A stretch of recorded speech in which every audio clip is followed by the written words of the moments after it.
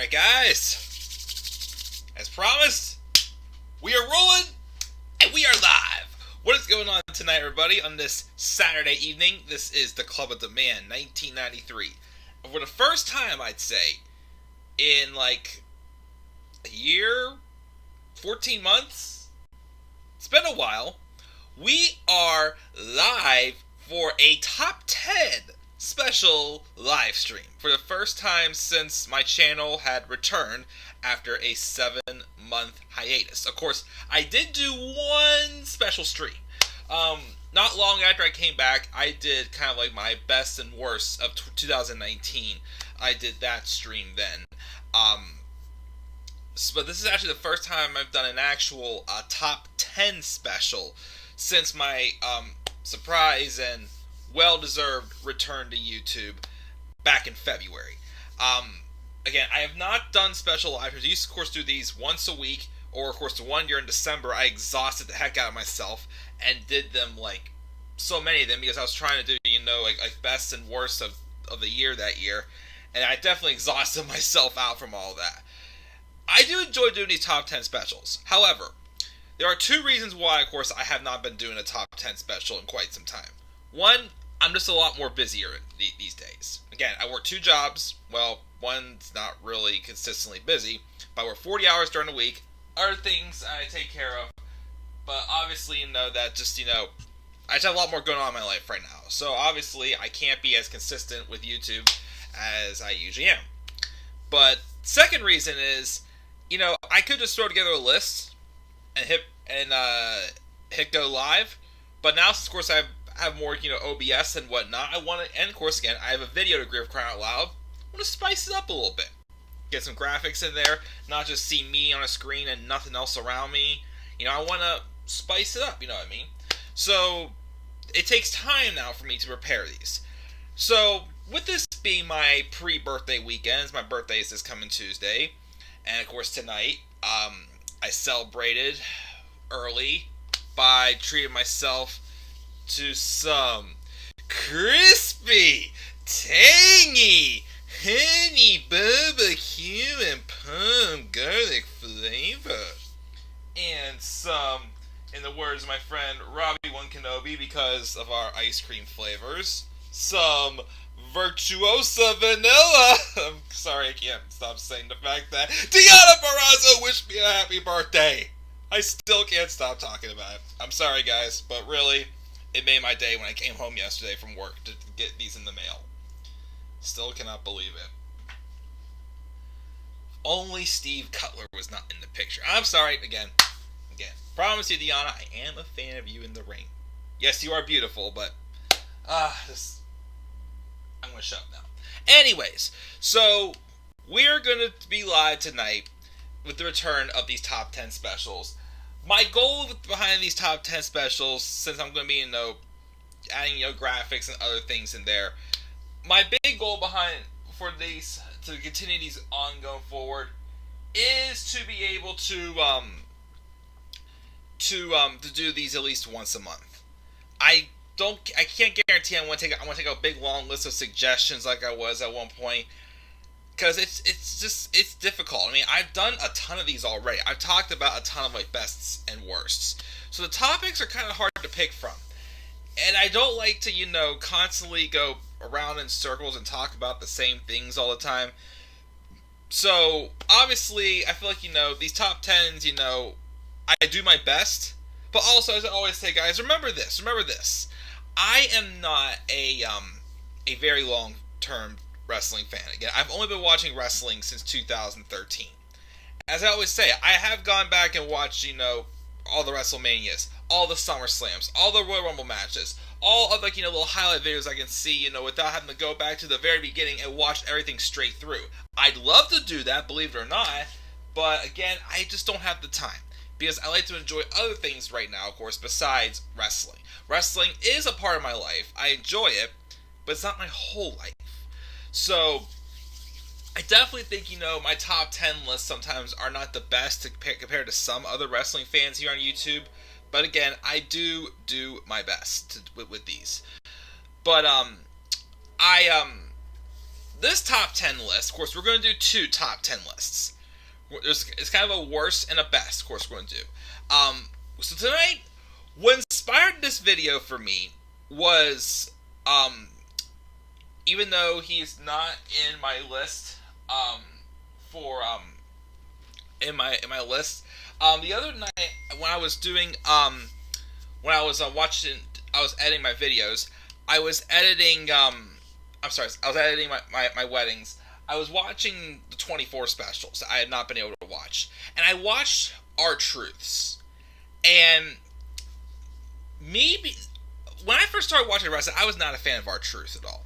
I just really thought he was bland. I thought he was annoying. I hated his whole, my bad thing. I think what made him not funny was whenever he announced the women's wrestler, the Diva of the Year, whenever he first announced Paige, he said, "Oh, my bad, it's Nikki Bella." I don't know why. I just wasn't a fan of it at all, and I thought it was annoying. I thought it was ridiculous.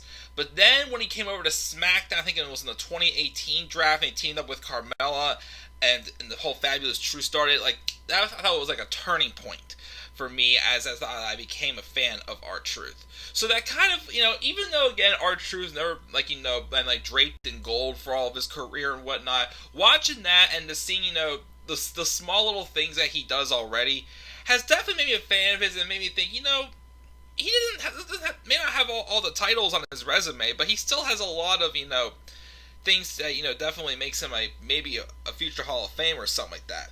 So that was kind of the inspiration for this video, to do these top 10 career turning points and downfalls. Now, putting these lists together, though, I will say, for one of the very rare times, I actually had a more difficult time with the worst than the best. Usually it's the opposite. The worst, I feel like, are the ones I'm able to grasp on easier to. The best, though, was usually the harder ones. This time, it was reversed. And I think the reason why was, one, a lot of people that I think of when I think of careers that got ruined, or turning points that went downhill for certain wrestlers, most of them I thought of went off to different promotions, like Impact Wrestling, AEW Dynamite, or AEW, of course, now, even ROH and several other places, have gone on to other places to find the success. So I can't say their careers were ruined, per se. There's also some on this list that maybe more so the current situation that they're in. Some that could, make a change right now, and they could make things better. And there are some, of course, that, were ruined, but they somehow, even though they may not be the best booking in the world, they still have somewhat found success. But it doesn't feel like, I say this because, especially who I have for my number one for the worst. Yes, this person may have had a world title run, but it's like, if it wasn't for certain instances, this person would not have been world champion. Or like an example of someone I didn't put on this list. Bayley. 2017. WWE definitely ruined Bayley's hugger gimmick. And a turning point for that, of course, was the This Is Your Life segment, which, again, to this day, I have still never seen. But that will be referred to as like a downfall. When I was making the list for the worst, at first I'm making a list, I'm thinking, wait a minute, I'm literally just doing the people that WWE ruined because of bad booking or something like that. I didn't want to use that because, again, I thought I would just be doing the same thing. So I wanted to do a list of turning points that ruined a wrestler's career that I feel like they just didn't recover from. Like, again, Dean Ambrose. Another example: Dean Ambrose's heel turn in 2018. Obviously, just ruined him. But what did he do? He left him with the AEW, and now look at him. He was the top wrestler for PWA, or wherever he was ranked as, and is AEW World Champion, and is doing excellent. So it was harder for me to do the worst list than the best list. Well, the downfalls than the turning points. So as I said, even Tyler said in the live chat, I did my best with it. So that's what we're going to talk about. So first, we will do the downfalls first. Of course, moments in careers, to me, that were a downfall for this wrestler. They may have not been the brightest already, but moments where it was like they either just just ruined their careers if they couldn't recover from it, or the fact that they literally gave them that heat of like, get off my TV, I don't want to see you anymore kind of heat. Because that's several one of them ones that happen on this list for my top 10 downfalls in WWE history. And looking over it again, I'm going with it. There's still a few names I toss back and forth around this list and others as well. But like I said, I did my best with it, and we'll see how it goes. So without further ado, guys, let's get rolling. Sit back and enjoy as I'm now giving you the first top 10 special in 14 months. As we were talking about, the first 20 wrestlers tonight had negative downfalls, and of course the positive career turning points some of these people had as well. So of course, let's start off with the downfalls I said before, and I'm repeating myself how many times, so let's just get rolling with it and get started this. Starting off with the number 10 downfall for WWE, this wrestler. The Club of the Man 1993 presents WWE Top 10 Career Downfalls. Number 10. The Face Breaker. Nia Jax was never really, she wasn't really seasoned out that great at all when she came to the main roster. Definitely someone who came to the main roster way too soon. But of course, she had the look, she had the build, and she could have been built as a dominating monster woman, since of course she is, bigger than for a woman. Which, of course, could definitely be used for an interesting, character and an interesting career as well. The problem is, on the main roster, Nia Jax has either been half-assed, not built up as a dominating force at all, or she is just reckless in the ring, causing lots of injuries, and the big problem is she doesn't use them properly to get heat. She goes on Twitter, and she literally uses these, real-life injuries to try to get herself heat, which in return makes her image as a worker, as a professional, not look too good. The turning point fell for Nia, though, in her career that really gave her that white heat. Well, from my perspective, and for, other people as well, I'm pretty sure, was in 2018 on the go-home show of Raw before Survivor Series. In that angle where Becky Lynch led the SmackDown Women's Division to put Raw under siege, and they attacked the women. Of course, Becky going after Ronda, and then a big brawl in the ring. Nia had recklessly threw a punch and literally shattered Becky Lynch's face, and caused Becky Lynch to not be medically cleared to compete with her one-on-one match, which, to be honest, I'm still waiting for it to this day, with Ronda Rousey. Of course, we would get that at WrestleMania 35 in the main event. However, though, of course, Charlotte Flair got involved as well, which was still good except for that botched finish. But still, again, let's be 100% real. We still should have seen that one-on-one match with what's it called? With Becky and Ronda. I still to this day think that one-on-one match at some point needs to happen. But yeah, from this point on, Nia Jax's career just really tanked, because people weren't looking at her at all, up to her at all. People are just looking at her now as just a reckless worker who just literally has that just her booking on screen also has been reflecting on her what she does on Twitter as well. Like, again, it literally just doesn't make a good image. Literally having her, take real life injuries and kind of go Twitter to get heat off of them. Her microphone skills are poor. She's super green in the ring, and just, again, she just unfortunately has not come across as a good worker at all. And the whole face breaker storyline when she busted Becky Lynch's face, I felt was the downfall of her career. After she came off a successful title win at WrestleMania 34, briefly had a run as a babyface, even though it was centered around bullying, yet she bullied herself, pretty much. So it did not work, And, even though, again, Nia Jax never really was, lighting the world on fire to begin with anyways, that's why I give her a nod on this list at number 10 for my top 10 WWE career downfalls of all time. So Nia Jax is my number 10. And of course, I didn't say it yet, but we'll now move on to my number 9. My number 9 comes from a tag team. They're former NXT Tag Team Champions. Under a dominating name, had a dominating run. Well, they weren't in NXT super long. They actually won the tag titles, and right when they defeated the ones who were heading to the main roster, we didn't know that they were heading up there as well. Unfortunately, the moment these two stepped foot into the door, this is where their career went down the line. Because they literally were starting over from scratch, all over a name change.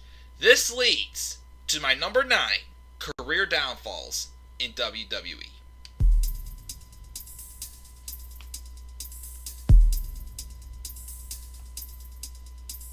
Number 9.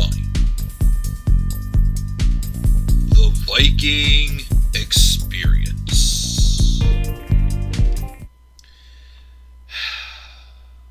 I was literally shaking my head that fateful night on Raw. It was, I believe, the Superstar Shakeup, I think it was. The week after Raw after WrestleMania. When, formerly, Hanson and Rowe, the War Raiders, made their way up to the main roster, to my surprise. The music hit. I'm like, okay, pretty cool. Add some good depth to their division. Except when WWE brought them up to the main roster, it was a turning point for their careers. It was the beginning to the end for Hanson and Rowe. I'm sorry, it was the end of Hanson and Rowe, but the beginning for whatever these guys' real names are. Well, Raymond Rowe and whatever Hanson's real name was. As they went from the War Raiders to the Viking Experience. And their names are Eric and Ivar. Who the hell is Eric and Ivar? Who are these people? How did the WWE make any sense of this? Especially at the same time, they were still taking care of some unfinished business before they relinquished their tag titles in NXT.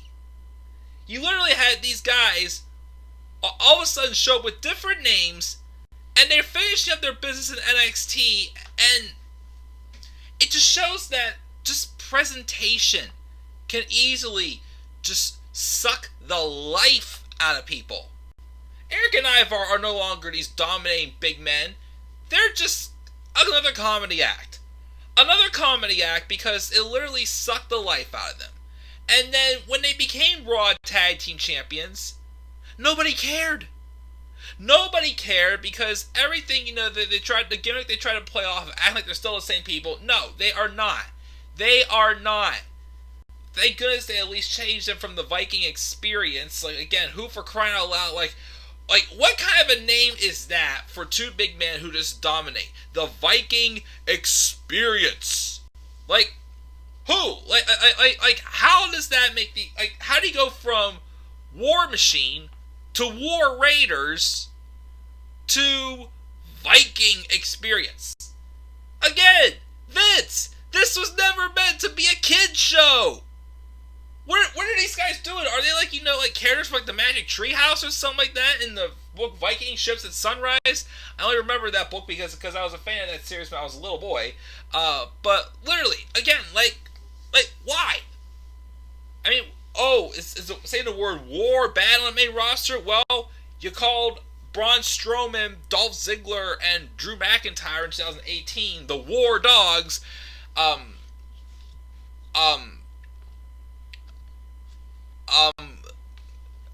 Ember Moon was the War, whatever the heck I could call her. She's been gone. She's been away for so long with an injury. I still cannot remember for crying out loud what her nickname was, which is sad, of course. But again, What's wrong with that? What was wrong with the name? What was wrong with the name? You had to change it. Change these guys' characters entirely. It's like what's the point even developmental if you're just going to bring it to the main roster and turn them into something completely different? That's the whole point of being in developmental. Yes, people go through character change as well, but coming from developmental, that's not the point. And now look what they're doing. The feud that literally ruined them to me. I mean, of course, just the main roster call, but a name change in general was the what was the downfall for them. But of course, what also is a downfall for them is their feud with the Street Profits. The whole anything you could do, I could do better. We didn't need to see weeks of like golf and bowling and just the whole back and forth basketball. Like it was terrible. It was just terrible. And what's even worse is Ivar is now a ladies' man. Everybody says that Ivar's cute. Eric, though, not so much. Of course, Eric doesn't have to worry about that because he's married to Sarah Logan in real life. But still, like, you have Ivar now. Literally, Vince probably has like a man crush on him or something like that. Giving out turkey legs as a bouquet. These were not the same guys from NXT. They're not. Like, again, literally, what's the point of putting them through developmental if they're just going to be called to the main roster and changed into something entirely different? What's the point behind it? What is the point? And just now look at them. Like, they're directionless. Just like pretty much everybody on the main roster. They are absolutely directionless. And it all happened because of a crappy name change. War Raiders to Viking Experience to Viking Raiders. From Hanson and Rowe to Eric and Ivar. Again, Eric. I mean, Ivar, okay, that's different, that's unique. Eric, though? Like, I don't get that one. Eric. Jeez, oh man. Eric. Sounds super duper stupid. So, yeah. That's my number 9 pick for the top 10 downfalls in WWE. We're getting ready now to do my number 8.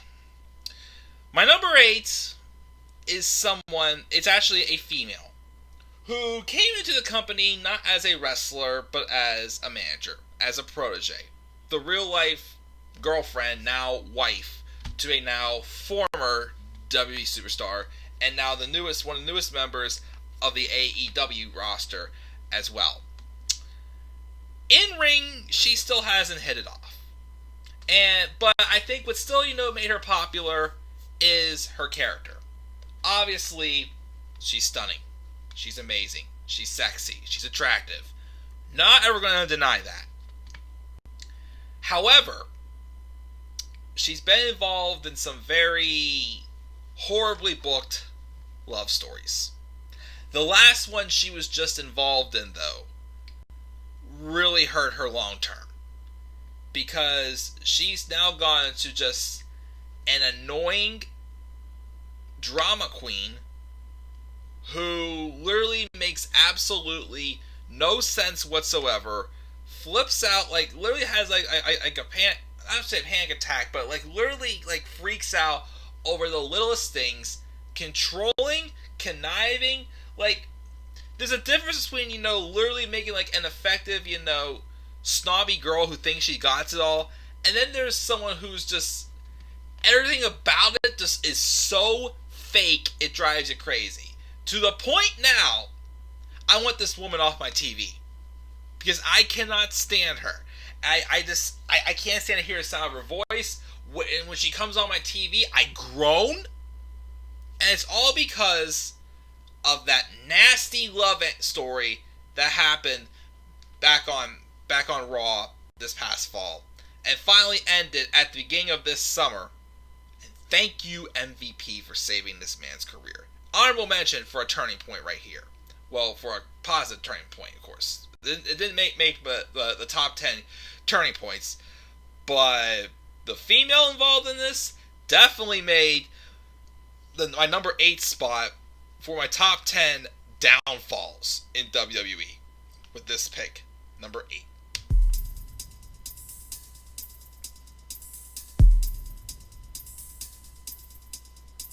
Number 8. Lana's Love Life. Remember the days of "We Want Lana" chants? Because, of course, everybody thought Lana was good looking. Lana had excellent microphone skills. And, of course, Lana was working towards trying to get an in-ring career in the WWE. And I'll give it to her. I think her in-ring ability has improved. I still don't think she's that great in the ring. Not believable in the ring to be a successful women's wrestler. The whole idea with her, being the first ever ravishing champion when she first started wrestling and she feuded with Naomi in 2017, it did not work. I'm sorry. It really did not work, and it just already, took a hit for her in-ring career. But her microphone skills and her, her protege type character still worked out very well. Of course, it fell apart the moment Rusev suffered his first main roster loss, which was to John Cena at WrestleMania 31. So Lana has been involved in 2 love stories on the main roster. The first one was when Rusev split up with her, and she all of a sudden immediately goes after Dolph Ziggler, which of course kind of makes it look like, she was just running away and just desperate to find love, but she was brokenhearted. So you know what, there's somewhat a little bit of juice to that story, even though it just went all over the place with whatever Dolph was doing with Summer Rae, who was with Ruru, and then that storyline got completely thrown into the dumpster whenever Lana had accidentally leaked, I don't know if it was accidentally or whatnot, but did reveal her and Rusev's real-life engagement on TMZ, which caused some heat and caused Lana to disappear for quite a while after she had broken her wrist anyways. So she finally returned, and at first, her and Rusev were just making out a lot on live TV. Okay, yes, seeing Lana make out is quite hot. I'm not going to deny that. But to me, it was just like, that was not part of their characters. Just because, again, they're a real-life couple doesn't mean you have to push it on live TV. Henceforth, like we saw with Seth Rollins and Becky Lynch back in the summer of 2019. But Lana's somewhat got like a decent recovery. Yes, was she lighting the world on fire? No. But on the microphone, despite going back and forth, one moment she's talking with her accent, next moment she is not talking with her accent, and it's very inconsistent. She was still there. And I wouldn't say she was horrible, but not not lighting the world on fire. But I never, ever felt that I'd never want to see this woman on my TV. What led me to not wanting to be seeing Lana on live TV and making me feel like one of my least favorite people in WWE right now, that drives me to a tree that I literally want to mute my TV every time she comes on, is the storyline she had when out of the blue, her and Rusev both took time off after WrestleMania 35 last year. They returned. Well, Rusev returned, but he was of course asking about where's Lana? But Rusev was reluctantly answering that. On an episode of Raw, which I believe was the go-home show before Hell in a Cell last year, Bobby Lashley had made his return after being gone for about a couple months. And then Lana comes out, and out of the blue, Bobby Lashley and Lana start making out. Was it a hot make-out? Yes, I will not deny it was a super hot make-out, I'm sorry. Which, obviously at this time, the storyline was just meant to embarrass Rusev and embarrass Lana because both of them were wanting out of WWE. Lana, of course, re-signed. I think Rusev was going to re-sign and stay with his wife, but then he was released back in April. And now, of course, he's Miro in AEW, and he is successful also on Twitch. But Lana, the thing was this made no sense. Why is Lana with Bobby Lashley? Why is Lana complaining that Rusev cheated on her? She has no proof that he cheated on her.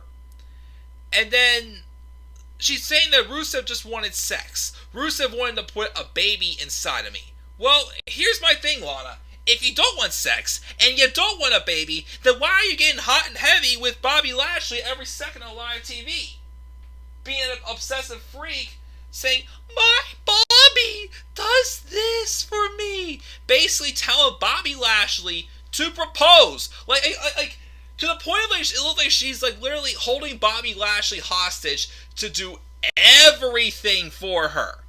And Bobby Lashley goes along with it, making him look like even more of an idiot. Up until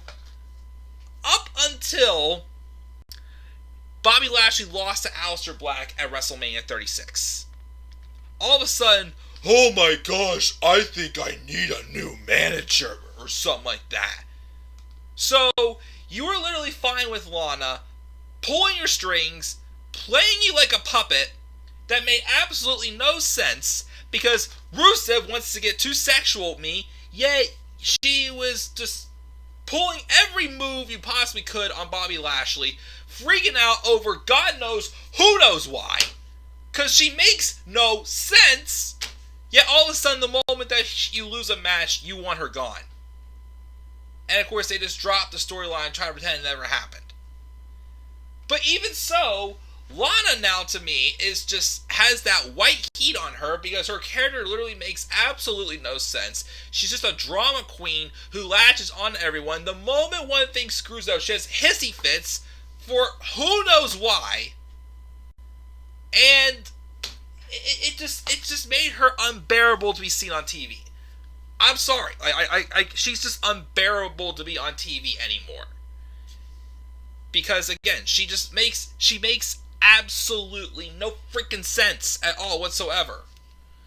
So that's why I still say the moment she started locking lips with Bobby Lashley, again, not because of who it was with and because she's Rusev's real life wife, but just in general, it made no sense. And it made just Lana into this fake, just again, it's so fake. That's the problem. Again, you can have people like that who are drama queens and cause drama, but make it realistic and organic. I'm just still to this day trying to piece to the puzzle why the heck they would have this storyline and why the heck Lana would divorce from Rusev when she literally had no excuse to. And why Bobby Lashley was just so stupid to let Lana play him like a puppet, but the moment he suffers one loss, it's the end of the world for him. Thank goodness, though, he's moved on to to MVP. They founded the Hurt Business, and Bobby Lashley is actually a lot more awesome right now than he was before. So be glad about that, but Lana, just get the hell off my TV. So Lana's love life and her locking lips with Bobby Lashley was the downfall for her, in my opinion, for her career. So that was my number 8. My number 7 is a man who, obviously after hearing other people's opinions about him, was never really too high on him. Me though, I was. For quite some time. I was doing a lot of videos about him at the beginning of 2017, as I knew big things were about to happen for this man. Well, guess what? Big things did happen for him. Unfortunately, he was booked poorly, and like Lana, I want him off my TV. Because his character is annoying, he sucks, he's got zero charisma, he always gets his ass handed to him, and he does nothing that literally gives him legitimate cool heat, or legitimate heel heat.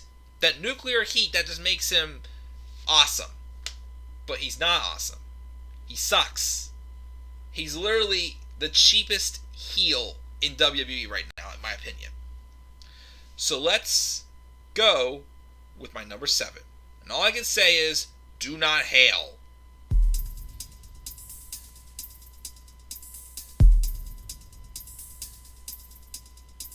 Number 7. Corporate Corbin. Remember in 2017, like I said, I had high hopes for Baron Corbin. I said he should be a future WWE champion. I'm saying he should also win Mr. Money in the Bank in 2017. Well, he did, except 2 months later, his career went downhill. and he tried. He tried to hang on, but he fell right into the lap of basically, I'll do whatever Vince McMahon tells me to do, and he just absolutely sucks.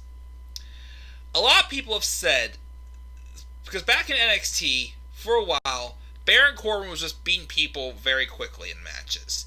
But the moment he started putting on longer matches, that's where it was just downhill for him. I wouldn't say it was downhill for him, but he obviously was not the biggest name, and was not ever going to be the biggest name in NXT, for sure. Even though he was inserted into the NXT title picture very briefly before his call-up in 2016. He won the Andre the Giant Memorial Battle Royal, which I'm like, cool with me. And for his first year on the main roster, on SmackDown, he was actually doing really good. He was having some small little feuds, but he had some pretty good matches. Who remembers his chairs match back at TLC 2016 with all people but Kalisto? That's right, he had an excellent chairs match, a match that to me is super tough to impress me with of all people, Kalisto. Had a good performance in the Royal Rumble, and even though he got bumped to the pre-show and he lost, had great build to his WrestleMania feud with Dean Ambrose for WrestleMania 33. So the summer came of 2017. Corbin won Money in the Bank, as I felt he should have. And he was still being booked as a dominating monster. And I'm like, this is excellent. He's going to be an excellent Money in the Bank. His career's going to take off. And also, another match I want to mention that I remember him having. Him, AJ Styles, and Dolph Ziggler for the WWE Championship on the last SmackDown 2016. He looked excellent in that match. It was the Scott. He was looking really good, and again, I was very intrigued to see where he went in 2017. Well, I think the first problem was, and this one I don't hold on him. Him and Nakamura feuded after Money in the Bank, and truth be told, I think that it was not the right time for him and Nakamura to be locking horns because both of them need the victories. And then we get to the SmackDown before SummerSlam. He's getting ready to go one-on-one with John Cena. Had Ryan Ward still been the head writer, Baron Corbin would have gone over. He would have gotten the proper booking he needed. But instead, he goes to cash in on Jinder freaking Mahal and loses the cash in and basically just jobs out the Cena to open up SummerSlam. They gave him the usual, oh, you're not ready yet, but here, take this U.S. title as a consolation prize. It was flat as hell, that reign. I barely remember it. I mean, yes, he did defeat AJ Styles for it, and he had a good match on SmackDown one-on-one for the rematch, but did he do much as United States Champion? No. But still felt like he was holding on somewhat. But he was still falling apart. What I felt was his real downfall was when he moved over to Raw in the 2018 Superstar Shakeup. He shaved bald, and out of the blue, they made him Constable of Monday Night Raw and just bullied Kurt Angle for a whole year. But the thing was, though, this was the beginning trend of just whining Baron Corbin, just literally trying to, overpower Kurt Angle. But anytime he was not getting his way, he would go crying to Stephanie McMahon going, Kurt's being a big old meanie to me. And, he started having his feuds with Finn Balor. I still will not forget him singing Itsy Bitsy Balor on Raw. To him literally making a playhouse, was calling it Finn's doghouse. And Finn's all smiley and happy about it and whatnot. And then they just continues to book him again. That a character like Baron Corbin up until that cash in 2017 should have been thriving on that role, being in power. However, the other problem was did he have the credentials to be believable in that role? He was named acting general manager of Raw when Kurt Angle went away for a while, and of course they use him as the reason why, Raw's ratings went downhill. But he just continued to lose, and he basically was just... He turned into that heel that if you need a cheap heel just to put somebody over, it's Baron Corbin. But then he's just recovered.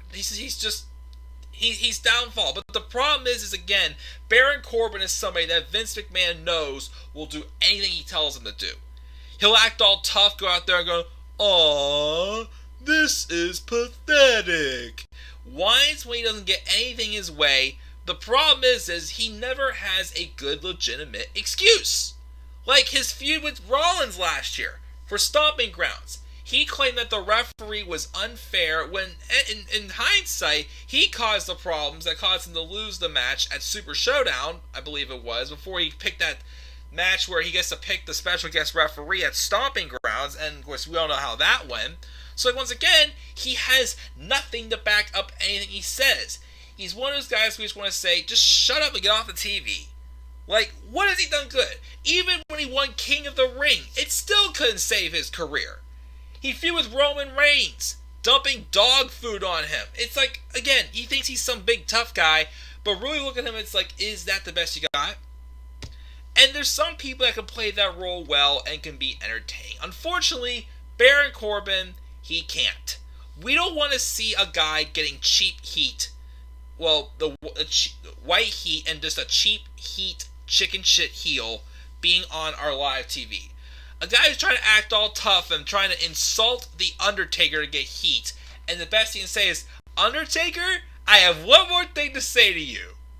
You suck." Acting like he thinks he's all tough and whatnot. "I just bullied the Undertaker." It's like, I'm pretty sure Mark Calloway would be like, "Bitch, is that the best you got?"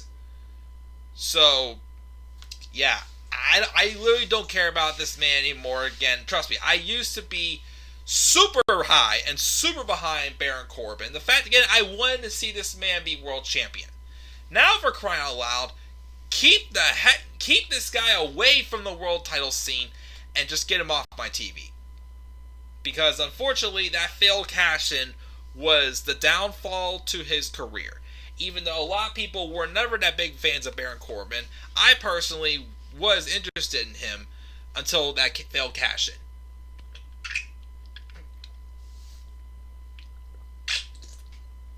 Sorry, I'm just drinking some water. But that is my number 7 on this list for top 10 downfalls in WWE history. Let's move it on now to number 6. Number 6 is somebody else who's been doing some business lately with Baron Corbin as well. I'm sorry, King Corbin. He is a former Olympian, former tag team champion, and runner-up in last year's King of the Ring tournament. He is someone that could have easily been the next Kurt Angle in WWE. Instead, of course, they pushed his tag team partner that the fans rejected completely, who has not been seen in over 2 years now, I'd say. I'm pretty sure his WWE career is over. But he's definitely at the top of my list as superstars who need to leave WWE. Not just a gimmick change, a name change, like the Viking Raiders, is what has absolutely killed this man's career. And it's been a turning point for him. And now he's just the number 1 jobber in WWE, as I'd say. So here comes my number 6. It's nothing short of an insult.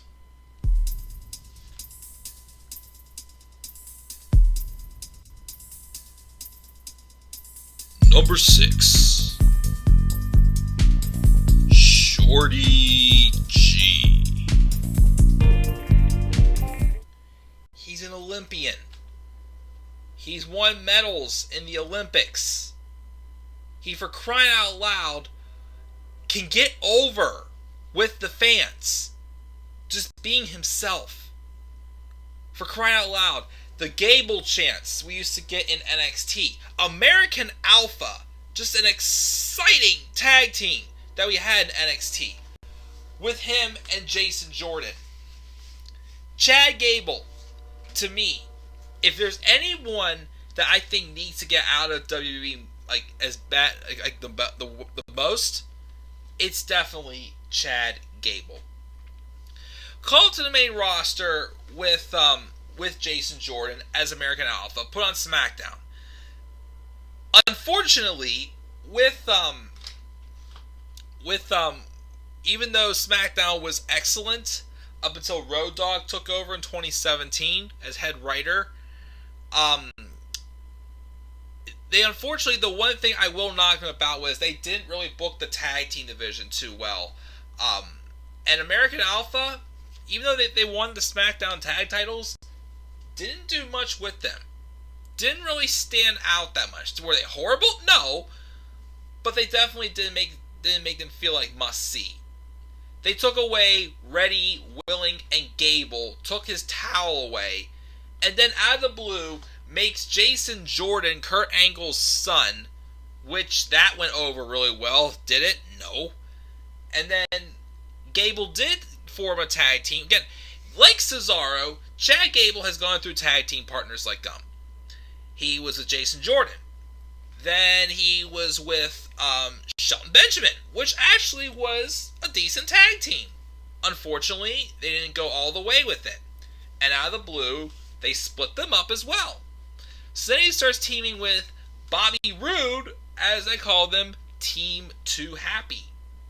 Then out of the blue, they split up Gable and Roode. So Gable's back on SmackDown. They were teasing a tag team with him and Apollo Crews. He literally gotten a haircut that made him look like Steve from Blue's Clues. This is the first time we saw him. He was writing in a notebook just like Steve would when he wrote down a clue on Blue's Clues. But then they put him on 205 Live for a couple weeks. He got so over. He had a Match of the Year candidate with Gentleman Jack Gallagher. Immediately put back on SmackDown and given a big push in the King of the Ring tournament last year.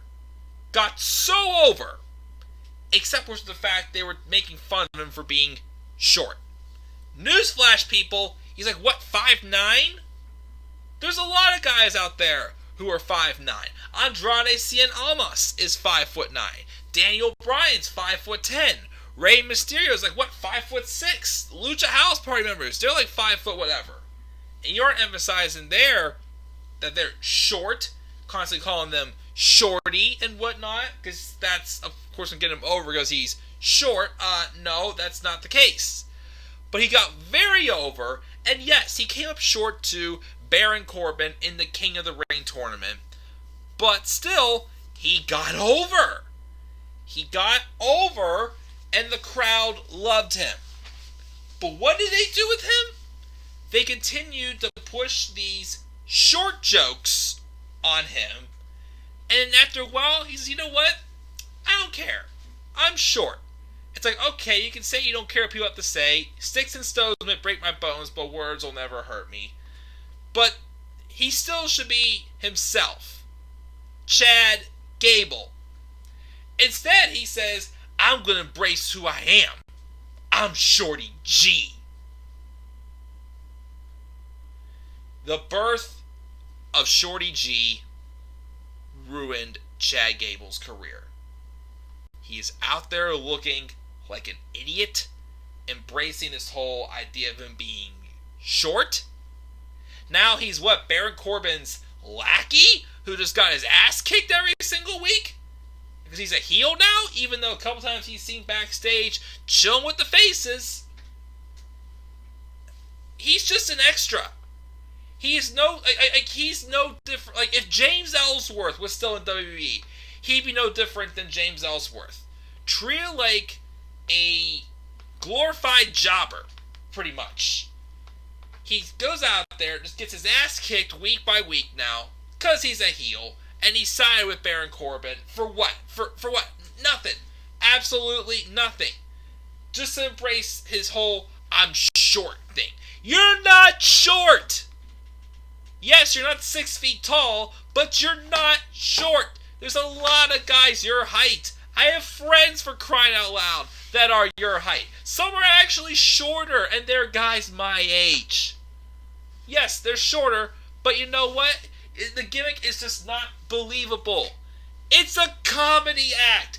It's just another thing. Again, Vince McMahon, wake up and realize comedy doesn't have to be involved in every single second with every single character. Chad Gable just needs to be him.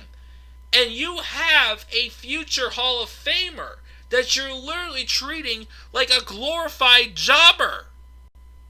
Making a joke out of him, a mockery. Again, this man could easily be, when booked like himself, could easily be the next Kurt Angle.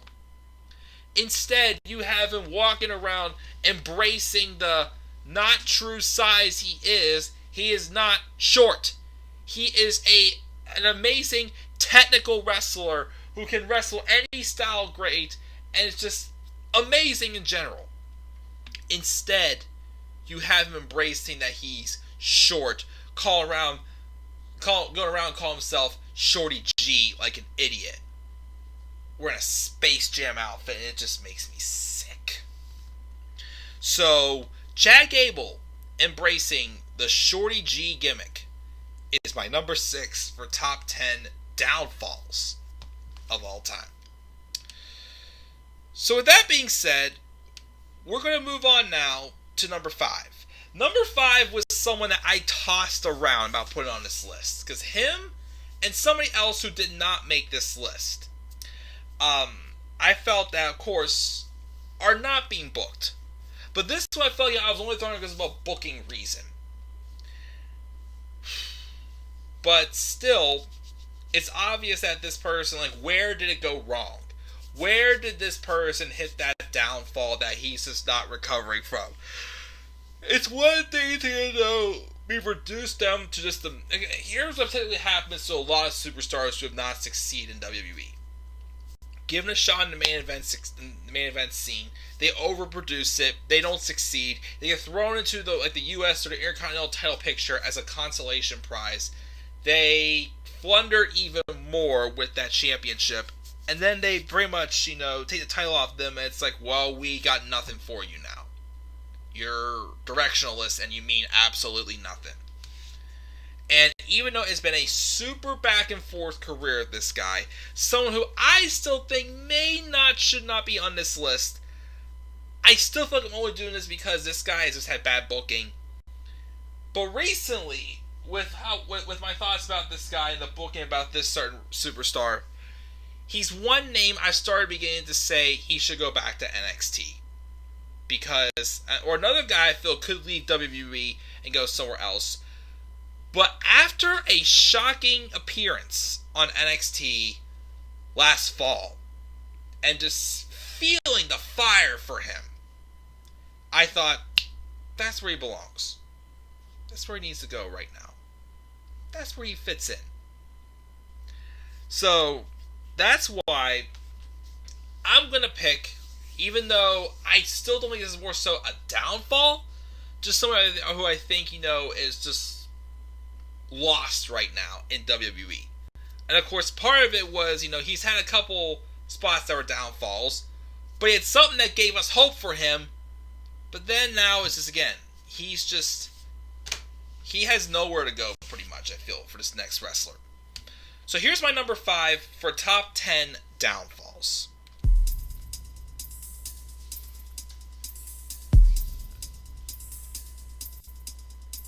Number 5.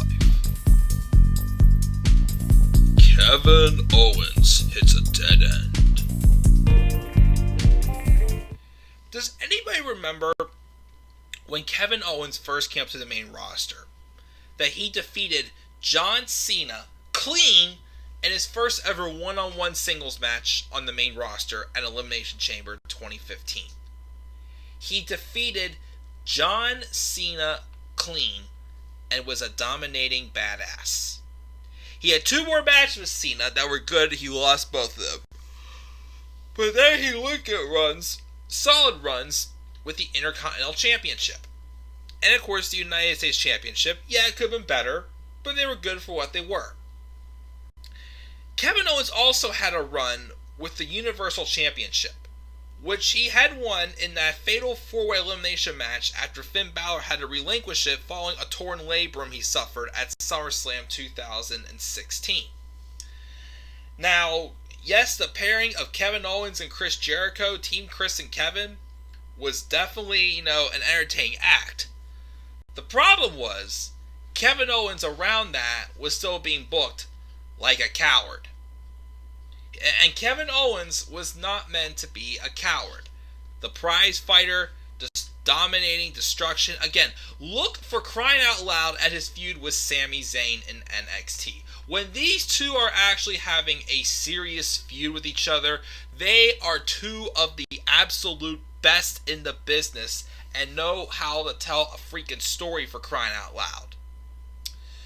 But of course, his Universal title reign was nothing that memorable. They booked him horribly as a chicken shit heel champion. And then they just threw him and Jericho into a US title picture, which could have been more of a main event feud. And I'm still mad that Vince McMahon still shit on Owens for his match at WrestleMania 33. Again, it wasn't a classic, but it was still good. It wasn't horrible like he had hoped for.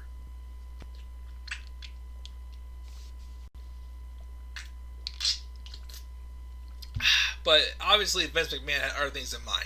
Even whenever Chris Jericho talked in one of his interviews how the bout with him and Kevin Owens came along, even Vince McMahon still didn't seem too crazy about the idea of having Kevin Owens and Chris Jericho feuding. But Kevin Owens, I felt for a while, even though he felt like just that guy that if you need an effective heel could throw in there to put on a good performance. That's what he was. He was no Baron Corbin, a guy with heel with like a cheap heel heat, but he just still felt just directionless, and they were booking him like a coward, and that just didn't set good with me. So a point where they were looking at like a turning point for Owens' career, where I thought they were going to go in a different direction with him, which of course, if other things probably didn't happen, it would not have gotten ruined, was that match he had with Seth Rollins in Montreal for the IC title and Rollins Open Challenge in the fall of 2018. Which of course is featured in the photo right here, because after the match, Owens sits down, gets of course a babyface reaction from the Montreal crowd of his hometown, and he says he quits. Just to return 1 week later and attack Bobby Lashley. And a couple weeks after that, Lashley turned heel, wrote Owens off TV, and he had double knee surgery and was gone. He came back on SmackDown, and he was and rumors have it was either going to be him or Mustafa Ali facing Daniel Bryan for the WWE Championship at WrestleMania 35. But then, of course, Kofi Mania happened, and he got pushed off the card. He was not even on WrestleMania at all that year. Of course, also keep in mind, I forgot to mention the fact that when he was on SmackDown, him and Sami Zayn teamed up again, and they were giving Shane McMahon, Daniel Bryan hell. Which was what it was. Was it horrible? No, but definitely could have been much better. Sami Zayn actually is also somebody I did consider putting on this list as well, but because he's back and he's actually wrestling again and still in the Intercontinental title picture, having a little bit of a direction, I didn't want to throw him on this list because of that. But even though he has had a downward spiral turned to a comedy act, but let's see what this goes to. But so Kevin Owens again on SmackDown went back and forth. He was a face. Then he went back to being heel. But when he was a heel, he didn't feel fresh. He felt like he had still ran his mileage as a heel. But they basically only turned him heel because they need another heel on SmackDown because Daniel Bryan at the time had suffered a concussion injury. And there was rumors of, maybe Bryan might have been done, but then Bryan did come back. And then right before the build for SummerSlam, Owens had turned babyface again, cutting that amazing promo he cut on just ripping Shane McMahon and the McMahon family apart on SmackDown. That instantly made me want to see Kevin Owens be world champion again. That's the Kevin Owens I want to see. Fired up and just kicking people's asses. The problem was there was a lot of backlash going around. People were saying, "Oh, you're trying to make him a Stone Cold Steve Austin 2.0 with him doing the stunner and everything else." Yes, you didn't have to have Kevin Owens doing the stunner. You could have had him doing the pop-up powerbomb as his finisher, or even the package pile driver. I know people have been begging to see Owens bring that back. The freaking package pile driver. But then I would say, after his match with Shane at SummerSlam, they continued the feud with him and Shane, which made no sense. Literally made no sense to continue that feud. And because people were complaining that, they made him too much like Stone Cold Steve Austin, they softened him up. They kind of made him a typical, babyface who showed sympathy and whatnot. That's not Kevin Owens. Kevin Owens, though, as a babyface, should be a badass, kicking people, knocking them around and whatnot, not showing sympathy for them and all that stuff, or just letting people, walk all over him. That is not Kevin Owens.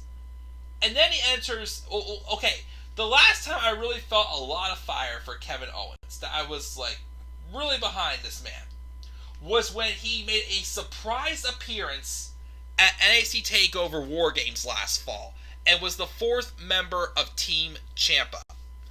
When I saw that in the reaction he got, I'm like, Kevin Owens, you need to go back to NXT, man. You belong there.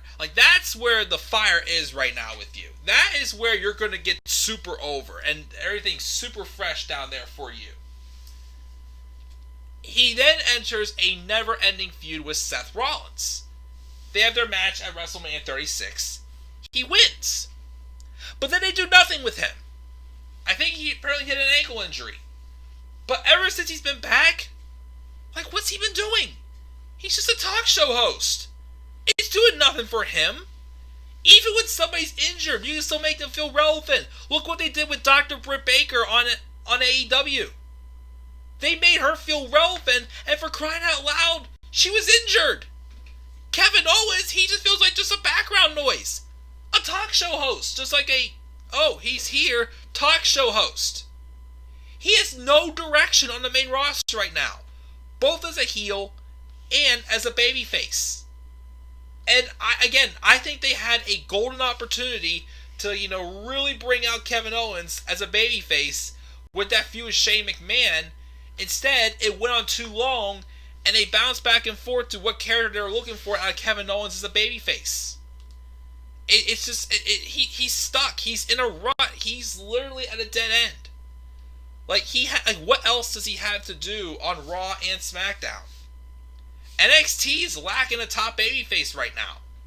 He could easily fit that role perfectly. Him and Finn Balor right now for the NXT Championship, with the roles reversed for when their last feud, take my money. Him and Tommaso Ciampa, badass. Him and Johnny Gargano, sounds good to me. Even when he comes back, him and Karrion Kross, sounds awesome. Or put him in AEW. Let him be Kevin Steen again. Because this Kevin Owens is just, he's lost. He's in the wilderness. He's got nowhere to go. And I know this probably was not the best pick for number 5, especially on a downfalls list. But it's just someone that, to me, I've been thinking he needs a change. And it's not by face or heel. He needs a change in where he is. He needs a change in brand, a change in promotion. He needs to go back to NXT. Kevin Owens right now is the first person on the top of my list I'm begging to see go back to NXT. Chad Gable, you can put Chad Gable in NXT, but I think Chad Gable needs to leave WWE in general. Kevin Owens, he still has something in NXT. But, on Raw and SmackDown, it's not looking good for him. So that's why even though, again, I feel like this didn't quite fit the criteria for this list, Kevin Owens is my number 5 for worst downfalls in WWE. Moving on now to number 4. This man at number 4, You can argue, him having a downfall, but even though he fell, he made the best out of he could. And even he talked about it in an interview I listened with him a couple years ago. He still made the best he could out of the poor booker that he got. It's just a shame because even after the downfall, he still got over and the crowd loved him. But WWE just resisted to give this man the green light. Even when the story was starting to fall into place again, they pulled the trigger. They pulled him off into another stupid little dumb gimmick that got ruined because of controversy from another WWE Hall of Famer. And it just was not the same. He left wrestling in 2016. I don't think he's wrestling anymore. I'm not sure. I know he was doing some stuff with movies, I believe it was. But just another guy that should have been a big star in WWE that unfortunately had a failed cash-in that just ruined his career.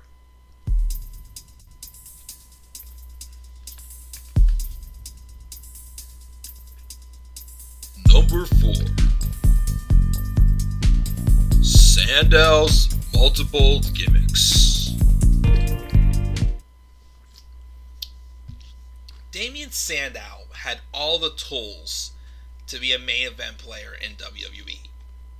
In ring, on the microphone, he had a unique character. He had it all in WWE. And of course, even though he was mostly supposed to heel, he still got over. Sandow won Money in the Bank in 2013. He had been teaming with Cody Rhodes. They called themselves Team Rhodes Scholars. He won Money in the Bank. It wasn't as bad as Mr. Money in the Bank. But then when he goes to cash in on John Cena, does it while Cena is pretty much fully aware. And he loses to John Cena. After that, Damien Sandow went on a run for about a year from, how long was it? For over a year. I'm sorry, because that was 2013. It lasted till 2015, pretty much, where he was basically coming out in different gimmicks. Paul Revere, Lance Armstrong, or Louis Armstrong, one of the basketball players from the Indiana Pacers, to that, I saw him came out in that freaking dance outfit, that onesie he came out in, he looked ridiculous. He was coming out as like a joke with different gimmicks for like a year and a half. And of course, Sandow always says, he got the crowd to react. Everyone, we cannot take away that he did do that. He did get the crowd to react to him, no matter which silly gimmick he got. But it was just embarrassing to see someone with his talent, his unique, his ability, his in-ring ability, his microphone skills, to be wearing a freaking pink onesie on live TV. Then, for 1 week, he was the Miz's stunt double, Damien Mizdow. But they stuck with it. They prevented him from actually wrestling. He barely got in the ring when he was with Miz. Even when they were tag team champions, he barely ever wrestled. Barely ever got in the ring. But the crowd loved him. He was so over. And the Miz, even though at the time he still was not turning my eyebrow as a heel at all, the Miz, though, thinking back to it, just did an excellent job being the arrogant A-lister, just trying to constantly step in front of Sandow's spotlight. And yes, for a while, Sandow was letting him step all over him until he finally had enough and turned his back on Miz at WrestleMania 31 in the Andre the Giant Royal Battle Royale, getting a huge ovation.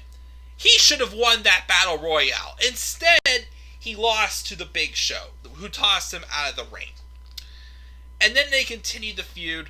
And yes, I was agreeing with him losing the match to where the winner would get the Miz brand. And Damien Sandow was back to being himself. he cuts this promo where he was just this heartfelt thing, just speaking the truth about who he really is and how he appreciates the fans and how they were behind him. Like, this is the perfect storyline to create a new star, a brand new babyface. You got this. Instead, for like 2 weeks, he had this gimmick where he just repeated everything that somebody said. It was stupid. It was a laughingstock. Then he just put him right back into him doing random gimmicks, as he was Macho Mandow, making him and Curtis Axel at the time, who was called himself Axelmania, because he kept saying he never technically got eliminated from the 2015 Royal Rumble. They became the Mega Powers 2.0, but then that got ruined instantly because of some comments that Hulk Hogan had made. And for about 4 years or so, he was pretty much, banned from ever being mentioned on WWE TV ever again. From there, Damien Sandow's career was dead. He was never on TV. He was just a joke in a battle royale, appearing once in a blue moon here and there. And he finally got his release in 2016. But that Money in the Bank cash-in, to me, was just the downfall for him. You could say he kind of saved his career for sure with the whole Damien Mizdow stuff. But of course, WWE failed to capitalize on that again, just going back to doing the same exact crap they had been doing with him for the longest time, with him just doing these different gimmicks and whatnot, just pretending to be somebody else. They should just let him be Damien Sandow, and he would have had a new star. But no, WWE could not pull that trigger again. So that's why Damien Mizdow's failed cash-in on John Cena is my number 4 for downfalls in WWE. Moving on now to my number 3 pick. Number 3 is a tag team. A team that was already built, already well-known, legendary outside of the WWE. They came to WWE in 2016, dominated that summer of 2016. Dominated. Got paired with AJ Styles. Dominated. Superstar shakeup happens, and they're feuding with the New Day. They turn into a comedy act. Why? Because Vince McMahon has to mesh in comedy. And there was one segment to me that I still say that killed the careers for these two superstars, as they of course were just released this past April as well. Here is my number 3 for top 10 downfalls in WWE.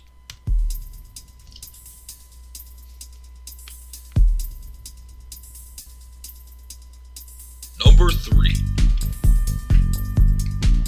Dr. Gallows and Anderson. Luke Gallows and Carl Anderson made their first appearance attacking the Usos on an episode of Raw in 2016, not long after WrestleMania 32. And they were dominating. They were badasses. They came in there and they just basically just wrecked everything and left. Sounds like Roman Reigns, right? Obviously, we wanted some part of the Bullet Club to come to WWE for quite a while, and we were finally getting it. And with Finn Balor, of course, on the verge of coming to the main roster, the sky was the limit to what they're going to do.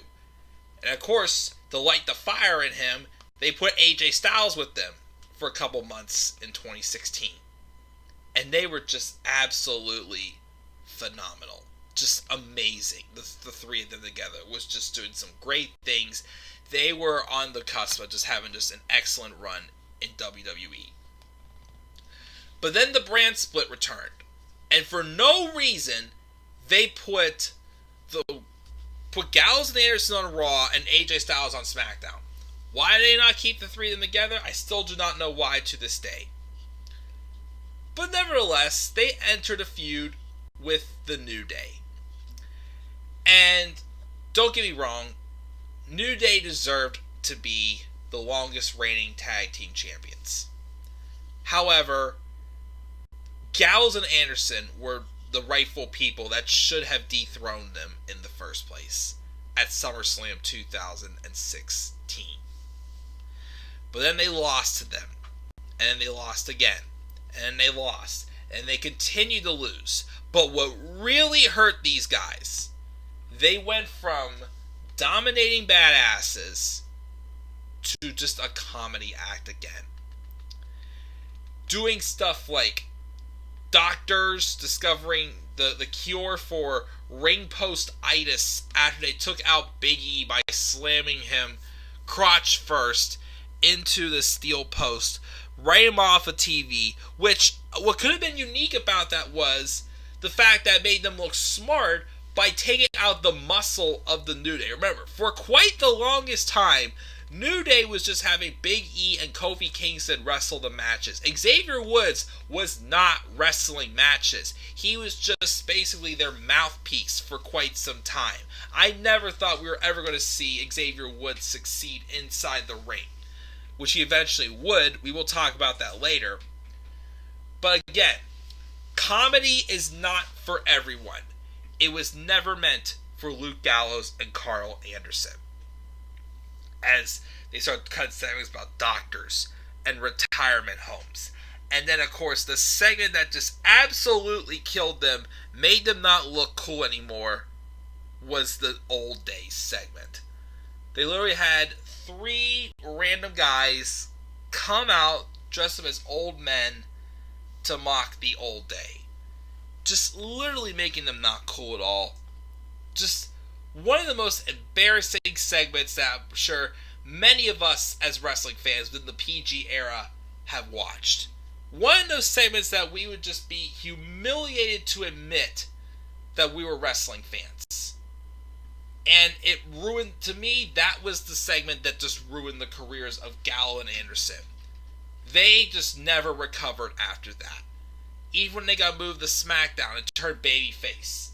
They were not on TV for ages. They went back to Raw with AJ Styles, and they tried to reunite the club. The damage had been done. These 2 guys were dominating badasses their first few months in the company, and then they go to a comedy act that literally just ruins them. They never recovered. You know, no matter how you can say it, these guys just never recovered. They were just tag teams that are in 2-on-1 handicap matches to job out to like Roman Reigns or somebody else. And even so, the WWE talked them into re-signing last year. They were supposed to be gone a year ago. Instead, they re-signed and they stayed with AJ Styles. But even putting them back together, the damage had been done. You couldn't reignite these guys' careers. And that's why the Old Days segment to me was the downfall for Luke Gallows and Carl Anderson. Now, of course, they have just left WWE, and I believe they're in Impact now. They're just getting started.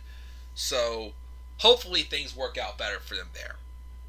So that is my number 3 on this list for my top 10 downfalls. Moving on now to number 2. Number 2 is going to be somebody who I also think didn't quite have like a true downfall. It's more so just he just had horrible booking. But even so, this guy had a turning point to me that I felt just absolutely ruined him. The true turning point that ruined this man's career. A superstar that was a god. An absolute god when he came to WWE. For crying out loud, his debut at NXT TakeOver Dallas came in there already super duper over. For 2 years on NXT and SmackDown, whether this guy was getting booked strong or not, the crowd was singing his theme song for crying out loud every time he came out. He was so over. So freaking over. And then they ruined him. They ruined him because all they did was turn him into a guy who just loved to hit AJ Styles in the nuts. And now he just says stupid stuff here and there on a microphone. And he's just now a tag team specialist, which definitely another person that I think that could have maybe not been on this list, but it's just a shame again because WWE literally made this guy just a nutcracker, and when he used to be a freaking god. So I guess that's why when I was struggling to put together this worst list, that's what made me go with this guy. My number 2 is the former King of Strong Style.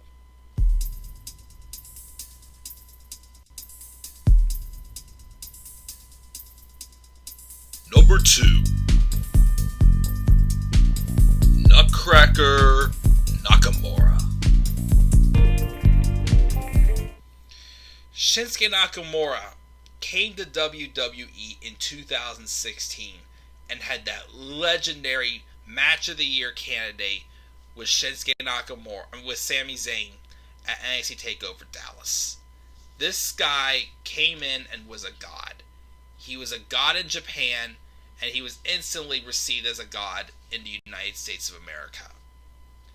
And then he literally just got the rocket ship mega star push in NXT, becoming a 2-time NXT champion over the span of a year, putting on matches against Sami Zayn, Austin Aries, Samoa Joe, and Bobby Roode, and a few others, on NXT as well.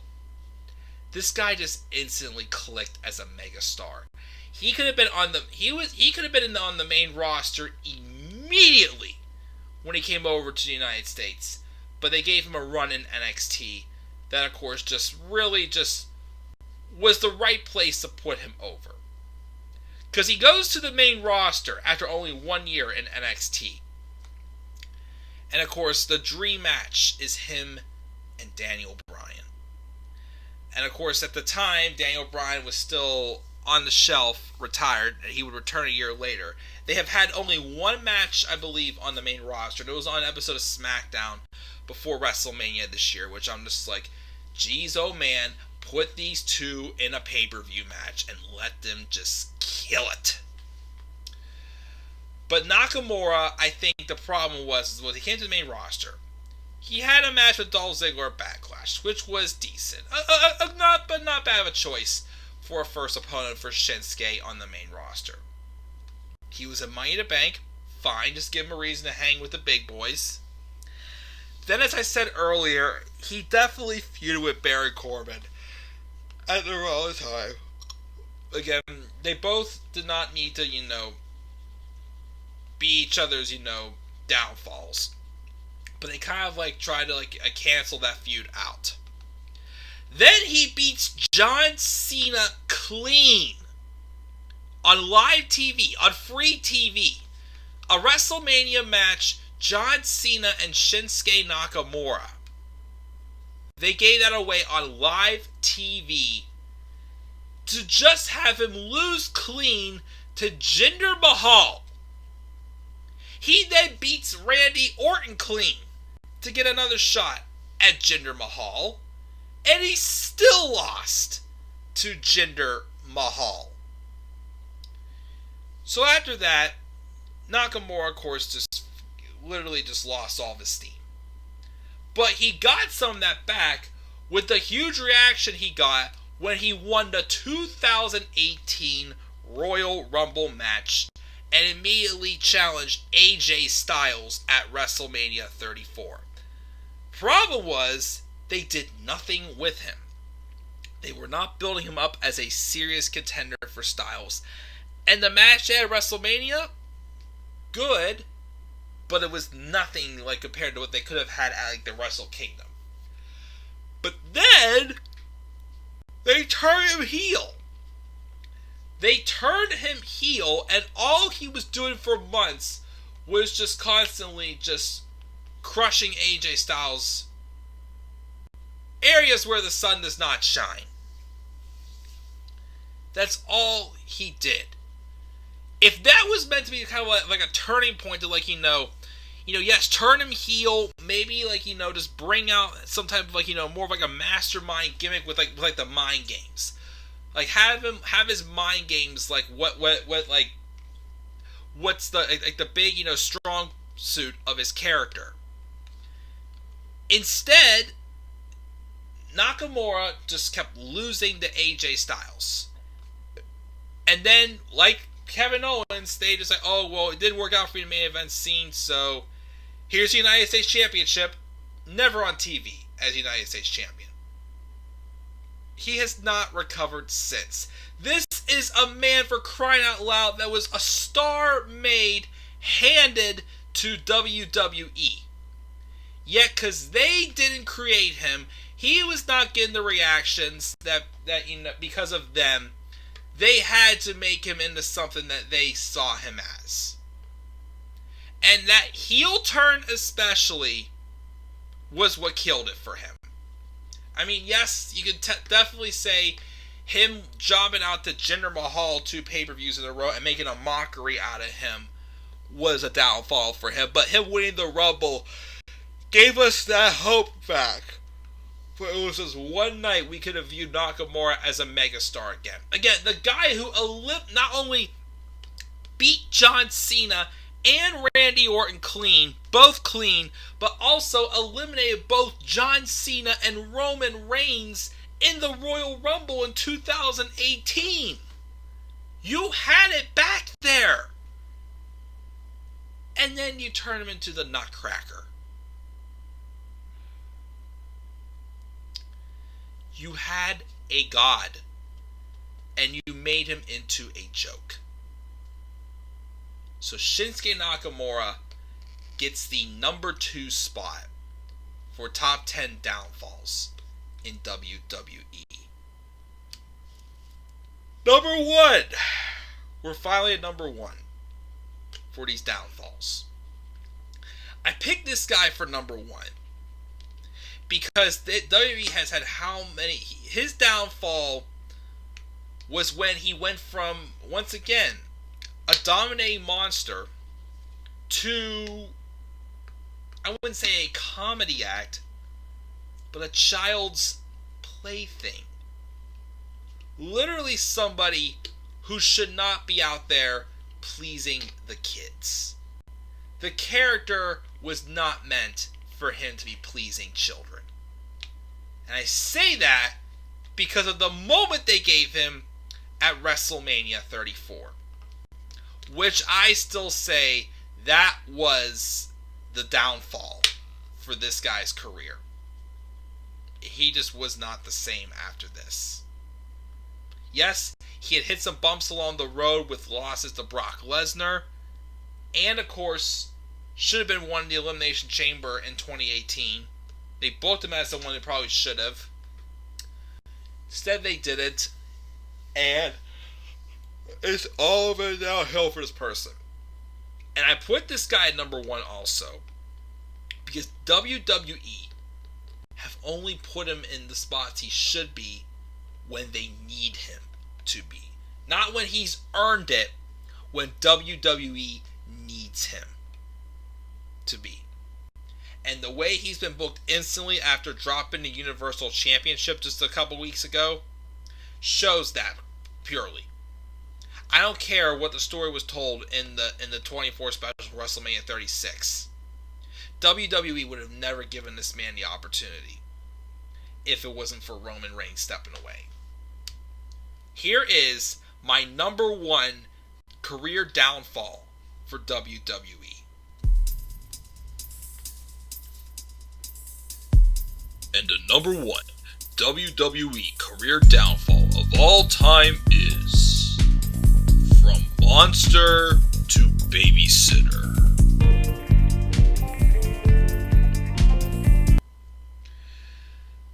Braun Strowman was not an indie darling. He was also not in any other promotion. He is a WWE creation. WWE has their entire name on Braun Strowman. His wrestling career was made in WWE. He was never in AEW. He didn't go to New Japan. He was not in TNA. He was not in MLW or any other wrestling promotions. He has been a WWE creation. And after he didn't really connect too well with the Wyatt family, they made him a single star in the Raw. In the 2016 draft when the brand split returned, they instantly gave Braun Strowman a direction. An intriguing direction that gave us the interest to see what they do with this man as a monster. And then he instantly became a star with his series of matches with Roman Reigns in 2017. Even though he lost to Roman at Fastlane, Roman put him over like a god in the summer of 2017. Their match at Payback, their ambulance match at Great Balls of Fire. I do believe he sat out Money in the Bank. I think that's when he had a brief elbow injury. But this man was ready to be a world champion. He even had a great performance, took Brock Lesnar to the limit at SummerSlam 2017. Everybody wanted to see this basically uncontained bloodbath. Braun Strowman dominate the Beast Incarnate at No Mercy 2017. Instead, he got his ass handed to Brock Lesnar.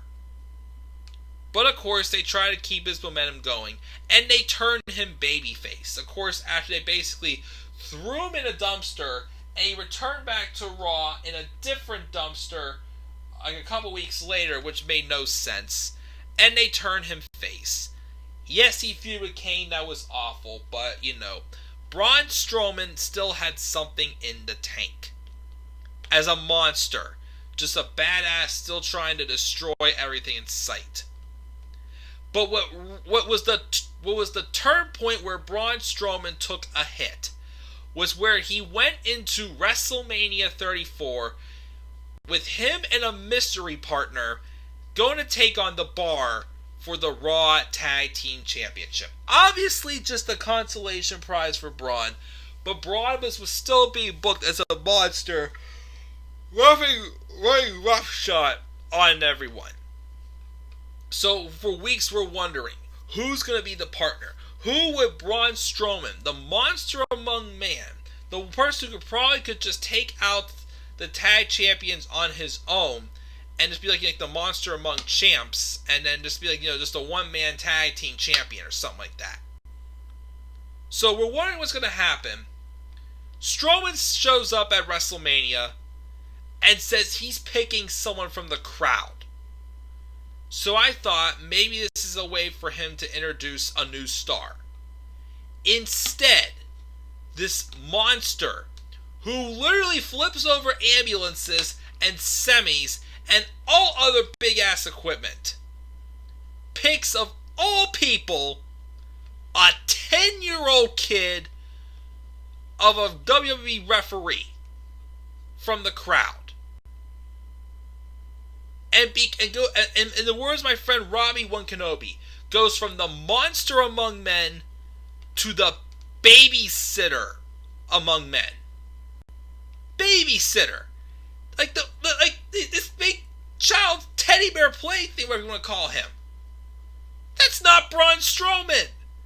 He's not someone there to please kids. He's there just to wreak carnage and entertain us. Not entertain a 10-year-old kid. And then they had to relinquish the titles because Nicholas had to go back to school, and Braun Strowman's back to pretty much absolutely nothing. Winning Money in the Bank didn't help him because they turned him heel when he was trying to cash in, and the Shield prevented him from doing so, yet he was the heel from that. They made him a heel and tried to make us hate him, and the crowd refused. But then he somehow was about to get another opportunity against Brock Lesnar. I'm sorry, no.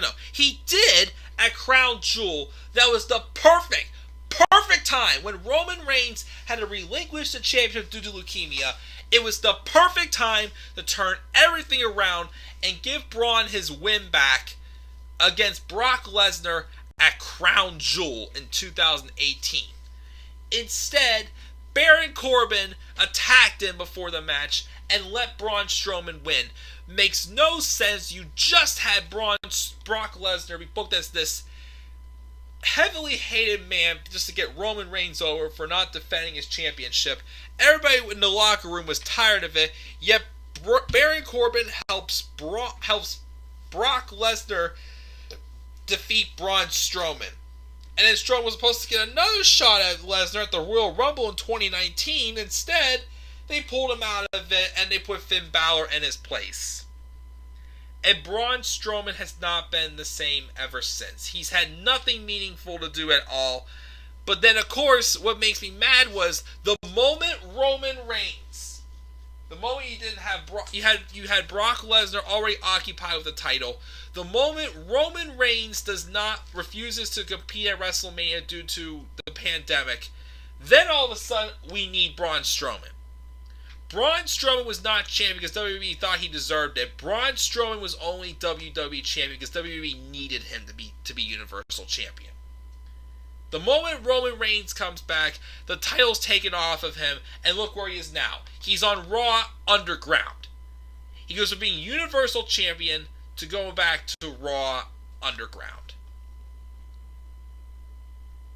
You literally, WWE, made a star on your own, and you still somehow managed to ruin him. And you literally only put him in the spots that he should have been in 2 or 3 years ago when you need him to. Braun Strowman does not need WWE. WWE needs Braun Strowman. And, I watch, his emotional story from, the Chronicle on the network, from his story when he was talking about his match, how he found out his match for WrestleMania 36 on the 24 special, and the emotions. Obviously it shows that it means a lot, but the booking he gets, again, just shows that WWE books him when they need him. Not when they want him, they need him. And it's just selfish of them, and it's a shame, as I keep saying, because, again, he's a WWE creation. Yet they still somehow booked him like crap. So that is why Braun Strowman is my number one downfall in WWE. The night he picked a 10-year-old kid to be his tag team partner. And here's the thing. What could make up for this is if Nicholas someday becomes a wrestler himself. But that didn't seem too confident at all whenever he was in the ring with the Bar at WrestleMania 34. Unbelievable. But guys, after an hour and 40 minutes, or an hour and a half, whatever, we finally finished the first of 2 lists I have for this special live stream. Let me just get a quick swig of water here.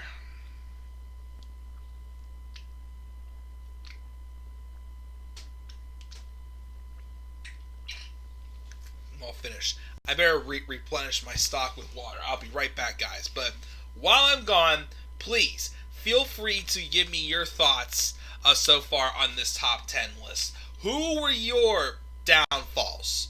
Leave your thoughts in the live chat or in the comments section. I'll be right back, refilling as we will get to part 2 of this special live stream tonight. I'll be right back. Hang on 1 second.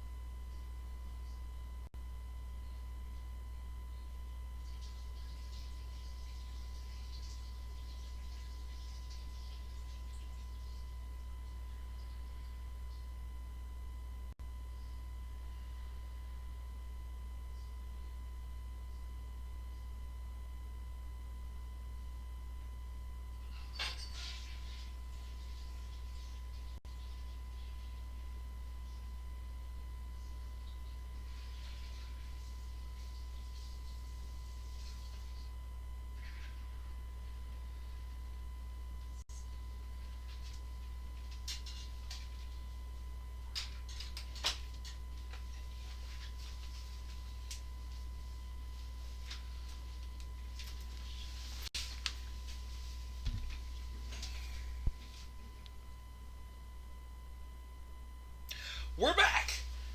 And Deonna Purrazzo, sorry. We're back. And I have replenished my stock. Get another swig here. I really do need to make a stay tuned screen or something like that for whenever I do that, because obviously it's happened a few times, but it is. So I definitely will make that and get that fixed for sure.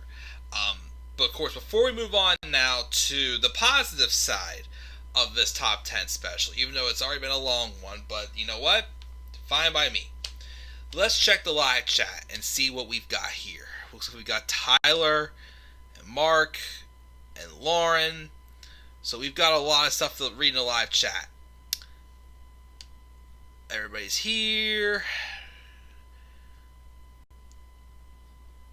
Which Survivor Series match you talking about, Tyler? Lauren has for Downfall, it's just voiceover for the stream. Again, just the way the graphics are. Baron Corbin becoming King of the Ring, King Corbin. Nia Jax beat Brayden Face. Apollo Crews going to the main roster. Iconics go to the main roster. Kevin Owens career at WrestleMania 33. John Morrison return would be a good one. AOP, Bobby Lashley's return. Viking Raiders, Drake Maverick, Miz in 2020. Those are some good ones. Tyler is saying 2019 was worse before the virus. You can say that. Naomi's return, Mickie James return, Kairi Sane's in the main roster. What's up, Mark? Vince hates NXT, of course he does. Changing Gable's name to Shorty G. Why is Lana still here? I do not know why. Having Braun Strowman team up with a kid at WrestleMania. That storyline never made sense. AOP. Yep, AOP. That was a good one as well. Corbin should have won the WWE title in 2017. I was high on him before the failed cash-in as well. Kevin Owens got killed by Goldberg at Fastlane. That as well. Finn Balor's return. Having Eric Rowan and Luke Harper go solo. EC3 to the main roster. Standout was killed with the Money in the Bank. The Old Day killed the club. Shinsuke should have been WWE champion at SummerSlam 2017. Yes. Wade Barrett getting destroyed. Yes. Braun should have been Universal Champion at Hell in a Cell in 2018. And No Mercy, he should have been. No Mercy should have been when Braun Strowman won the title. No excuse. Kevin never been the same since the loss to Goldberg. That is true. He had a few moments that gave him some life, I still thought. But, you know, still, just having him get squashed by Goldberg to end that reign was just stupid. Even though the reign was not the best book for him in general. But guys, we're going to roll forward now. Let's get to some positive notes. POP, Power of Positivity. As we are now going to talk about 10 superstars who had a turning point in their careers that saved their careers. One on this list, I will say, is kind of in a little bit of a rut again, I will say. But all these guys, I would say, had a moment that either took them to a whole nother level and made them Hall of Famers, or just instantly just saved all their careers in general. So this will be a fun one to do. The worst one, again, was good, but again, it was hard for me to keep the credentials, consistent, I thought, with that. But this one, though, I think is a better list. Let's roll in this as we start off with number 10 being a tag team who went from, still over, face-painted high flyers to guys golden on the microphone and get ready to put everyone on lockdown as I let you guys welcome you guys to the Uso Penitentiary. The Club of the Man 1993 presents WWE Top 10 Career Turning Points. Number 10. Welcome to the Uso Penitentiary. The Usos were always a fun tag team. They always have been their entire careers. I believe they came in around 2010 or whenever. I can't remember when they came in exactly. But I thought they weren't getting, like, their mainstream attention until, like, end of 2013, 2014. When they started, getting a little more of their serious run. I believe they was when they won the tag titles against New Age Outlaws in 2014 when they first won the tag titles. Might have been, but they were always a fun tag team. Always over, everybody loved them. However, though, the Usos kind of hit a little bit of a dead end. In 2015 especially, and in the 2016, when they were obviously just constantly being booked with Roman Reigns. To help protect Roman Reigns from getting booed, which, of course, you guys don't know, in real life, Roman Reigns and the Usos are cousins, and they're best friends. Like, even Roman talks about in his in the Talk Is Jericho podcast that Jericho had with Roman, how him and the Usos are like brothers. They're literally Roman's best friends. Well, besides the Shield brothers, but like family wise, like they're his best friends. And of course, they call Roman the Big Oos. What up, Big Oos? Should have called him that when I met him last year. But because of that, though, for a while, the Usos kind of went a little flat. They were definitely a little bit stale, and the crowd was turning on them. They felt old. They felt worn out. They just weren't that over anymore. But then in 2016, they turned heel during that tag team tournament. Whenever they're crowning the SmackDown Tag Team Champions, the first one since the brand split happened. They turned heel, and they completely reinvented themselves. Got rid of the face paint, just pulled out this swagger, and pimped it out more. Well, I'm not gonna say pimp. They just they just really turned up their swagger. Their microphone skills went on a whole other level. And they always were good on a microphone, but just even better when they turned heel. And it was off to the races from there. Multiple tag team championships ever since. Their feud with the New Day in 2017. Some of the best tag team action I have seen. Especially that Hell in a Cell match. Of course, it did lead to the Usos turning face again. Of course, I still won't forget one of my favorite runs with the Usos in this gimmick, of course, was still definitely that rap battle they had with the New Day. Two teams that would just work instantly for, and it was glorious. Of course, my favorite part of that rap battle was when one was like, Big E, let's just keep it PG, and then the other one goes, just don't get all rated R like your boy Xavier Woods. Like, these guys were just able just to kill it on the microphone that night. And they still are, as they welcomed us to the Uso Penitentiary and put us all on lockdown. They turned face, yes, but the thing was, again, they got over. They got over again and got the crowd back on their sides. And they still continue to put on, some good matches against other tag teams like the ones they've been able to work with ever since. Well, with the exception of their brief run on Raw last year. Yes, I felt they needed to move over to Raw for a fresh coat of paint, but the booking they got with their feud with the Revival, oh dear Lord, was that horrible. The whole thing with them shaving, do the Usi hot stuff, it got me scared. But I felt they were still able to hang on to their momentum and to still, feel fresh and to still be, in my opinion, future Hall of Famers and just awesome, an awesome tag team for sure. That they were able to definitely reinvent themselves and turn their careers around and get themselves from from a good tag team to an awesome tag team. These guys are definitely future Hall of Famers. I will say that right now. The Usos are definitely future Hall of Famers. And it's not paranoia. It's the Usos. And remember, boys and girls, just don't get all rated R like your boy Xavier Woods. So the Usos are my number 10. on my top 10 career turning points. Move on now to number 9. Number 9 is the one person I'll say on this list you can say maybe falling back into the downfall list again.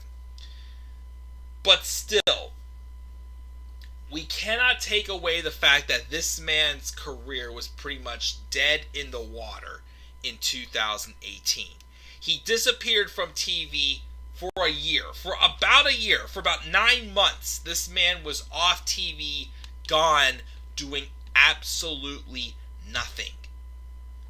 But then he came back in 2019, reinvented himself. A big bump along the way. WWE made it right the crown jewel last year. And keep in mind, it took a lot for WWE to put the world title on this guy, even before he had reinvented himself. So for them to still put the world title on him and give him a decent run with it that just ended horribly, and of course I've heard he's not happy with it since, it's still saying something. But of course, with him kind of falling back into that downward spiral now, I had to put him a little bit lower on this list. But still cannot deny how talented this man is.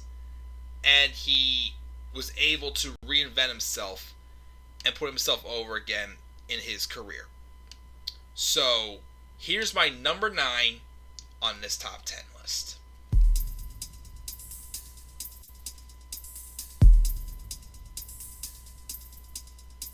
Number 9. The Firefly Funhouse. Bray Wyatt came up to the main roster in 2013 as a cult leader with the Wyatt family, Luke Harper and Eric Rowan.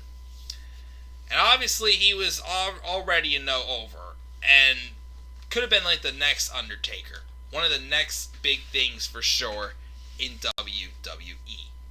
He feuded with, of course, Kofi Kingston, CM Punk, and Daniel Bryan. Even, of course, the Wyatt family got a win over the Shield in a Match of the Year candidate at Elimination Chamber in 2014. But then he goes on to WrestleMania to fight Big Match John.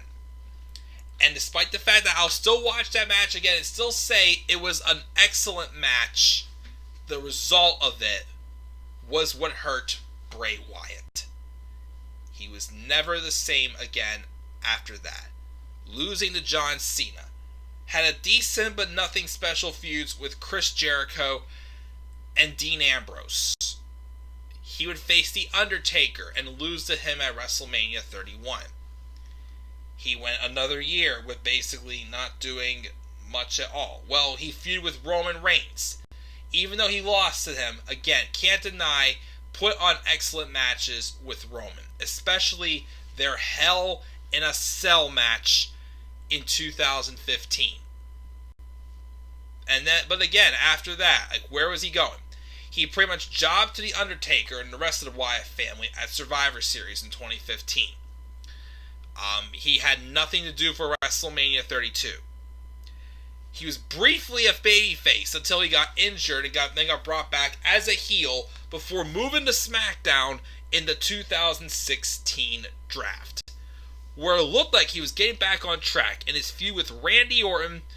That unfortunately went south in the opposite direction, even though it led to him winning the WWE Championship, having to go through both John Cena and AJ Styles in the Elimination Chamber in 2017. He was nothing but a transitional champion to lead to Randy Orton taking it off of him at WrestleMania 33. A feud that just ended up going completely backwards. It should have been ended up with having a double turn of Bray Wyatt turning face and Randy Orton turning heel. And then he had that feud with Finn Balor that did him no favors, dressing him up in drag. Then he was with Matt Hardy. And then once that ended, he just disappeared. But then after WrestleMania 35, they brought him back and the Firefly Funhouse had arrived. And at first, I was not a fan of it, but then, of course, when they started bringing like the creepier side to it, and then this alter persona that Bray Wyatt just lets embrace, the Fiend, his career was reborn. That the entrance he had at SummerSlam 2019 instantly got him over, and definitely was a jaw-dropping star. And yes, they didn't need to put him in the title feud for Hell in a Cell and ruin and wound him, ruin Seth Rollins as a babyface, and also ruin Hell in a Cell. But they made it right by making the champion a crown jewel. Yes, he didn't have to get squashed by Goldberg. They did give him his win back against John Cena at WrestleMania 36. Had a back and forth feud with with Braun Strowman, but then of course as soon as Roman comes back, he's got to win the title back. And now he's out of the title picture, and it looks like Vince is interfering with the Firefly Funhouse. Wherever that walrus's name was from like a week ago or something like that, though. Not looking good for Bray Wyatt. But I am hearing rumors that they may be saving The Fiend and Roman Reigns for WrestleMania. I think if they do, I don't know if they can get there with The Fiend to still make him feel relevant till then. I mean, they could go with like Big E or Keith Lee and Roman Reigns at WrestleMania next year, since, you know, they're booking Big E pretty good right now, and, you know, they obviously have some intentions for Keith Lee. But who knows? But even though you could say Bray Wyatt's kind of back in a rut again, you still can't deny this gimmick saved his career. Without this, he would not have ever had a chance to be Universal Champion ever again. So that's why Bray Wyatt becoming the Fiend and the birth of the Firefly Funhouse is my number 9 on this top 10 list. Moving on now to my number 8 pick. My number 8 pick is an older one. Is one that obviously has made a now one-time, will eventually be a two-time Hall of Famer. You can definitely say it was the tag team, the stable he was a part of, that's now in the Hall of Fame, that was inducted in 2019, that made him him. Well, I would say that's what got him started. But what made him him, again, at the top of his game, he plays the game, he became the King of Kings, and you know, the man who just took advantage of the corporation and just got all the power in the world for the longest time. I am talking about the King of Kings and the current COO of WWE.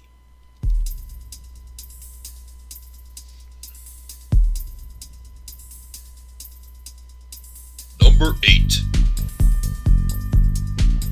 The King of Kings, the Corporate King, Triple H.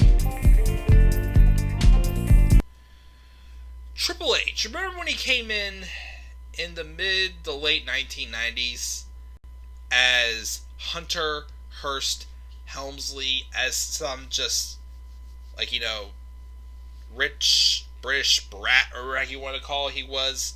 That was definitely not going to get him out of the mid-card scenes. You watch his early matches, and you just see how flat he was. The Hunter Hearst Helmsley gimmick was just not going to work out for him. But then Shawn Michaels, Kevin Nash, and other members of the Clique took him under his wing. And D-Generation X was just the beginning for Triple H. The moment that I still say was a huge turning point for his career, though, of course, you can definitely say DX was one of them. But I still look back at the moment that made him, you know, a main eventer, the eventual world champion he was the turn he had at WrestleMania 15 in that chaotic, you know, aftermath to that match with Shane McMahon and X-Pac for the European Championship. The night when China had been briefly away from Triple H, had realigned herself with Triple H. And then just an hour later, Triple H turns on his D-Generation X buddies and joins the corporation and just accepts all this power he took advantage he can get of. And he went on to be a multiple time world champion and become the Game, the King of Kings, the cerebral assassin, the badass he always has and always will be, Triple H. He's put on some very great feuds such as with The Rock. He was involved in the great storyline with him and Kurt Angle in 2004. He put over Dave Bautista really well. He's had a lot of matches with Randy Orton that definitely were not as good as matches with Batista. Even his matches with John Cena was good. And of course that's led him, even though he married into the McMahon family and he's been given a spot in this business ever since. He is still, the mastermind behind the creations of the great history of NXT. He put over Daniel Bryan miraculously, beautifully at WrestleMania 30 when Bryan beat him, Batista, and Orton, all three members of Evolution, in one night. And he has continued since then to, be the reason for a lot of talent to grow. And, again, him with his D-Generation X was the start for him, but I still feel his heel turn at WrestleMania 15 and joining the corporation was definitely when Triple H really had the turning point of his career that really made him a main event star. So that's why he is my number 8 on this list. And we're getting ready to move on now to number 7, where we're going to be talking about another stable. Has 3 men in there, which the stable they were a part of, they are still technically a part of, was not meant to work at all. But instead, it got all 3 of them over. So, trial and error, it took at first, but eventually things fell into place for them. And, it led to, one person getting a run with the WWE Championship last year. It's led to somebody else right now who's, getting pushed as a single star. And I think he's making the best of it so far. And he's on his way to a great, singles career. Xavier Woods, of course, will get his time to shine as well once he comes back from his injury. But we'll have to wait and see. But this is still a gimmick that was not supposed to work. And I was there live on the night when I felt it was a turning point. The moment that made this stable entertaining. Let's get to my number 7.